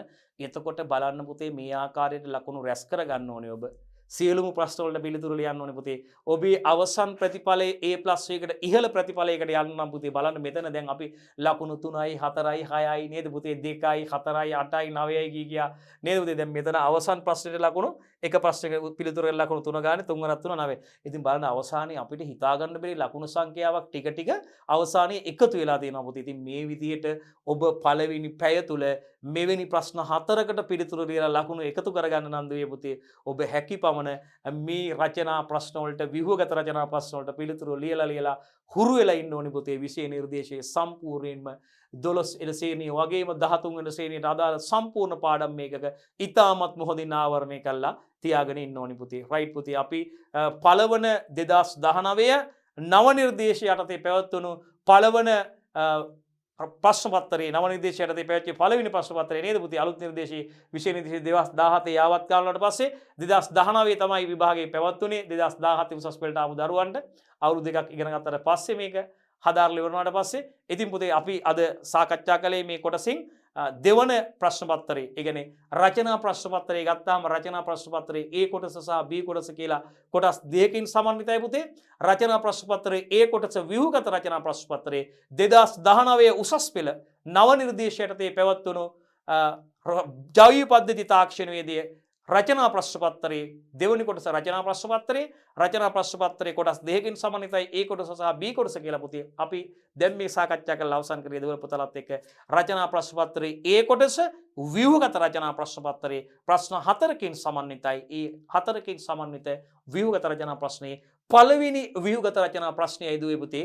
ඔබත් එක්ක අපි සාර්ථකව සාකච්ඡා කරලා අවසන් කරේ. අපි ඊළඟ කොටසින් බලාපොරොත්තු වෙන දෙවල පුතලත් එක්ක 2019 උසස් පෙළ නව නිර්දේශයටද පැවැත්වුණු විභාගයේ රචනා ප්‍රශ්න පත්‍රයේ A කොටසේ දෙවන ව්‍යුහගත රචනා ප්‍රශ්න පත්‍රයේ ප්‍රශ්නය ඔබලත් එක්ක සාකච්ඡා කරන්න බලාපොරොත්තු වෙනවා දුවේ පුතේ.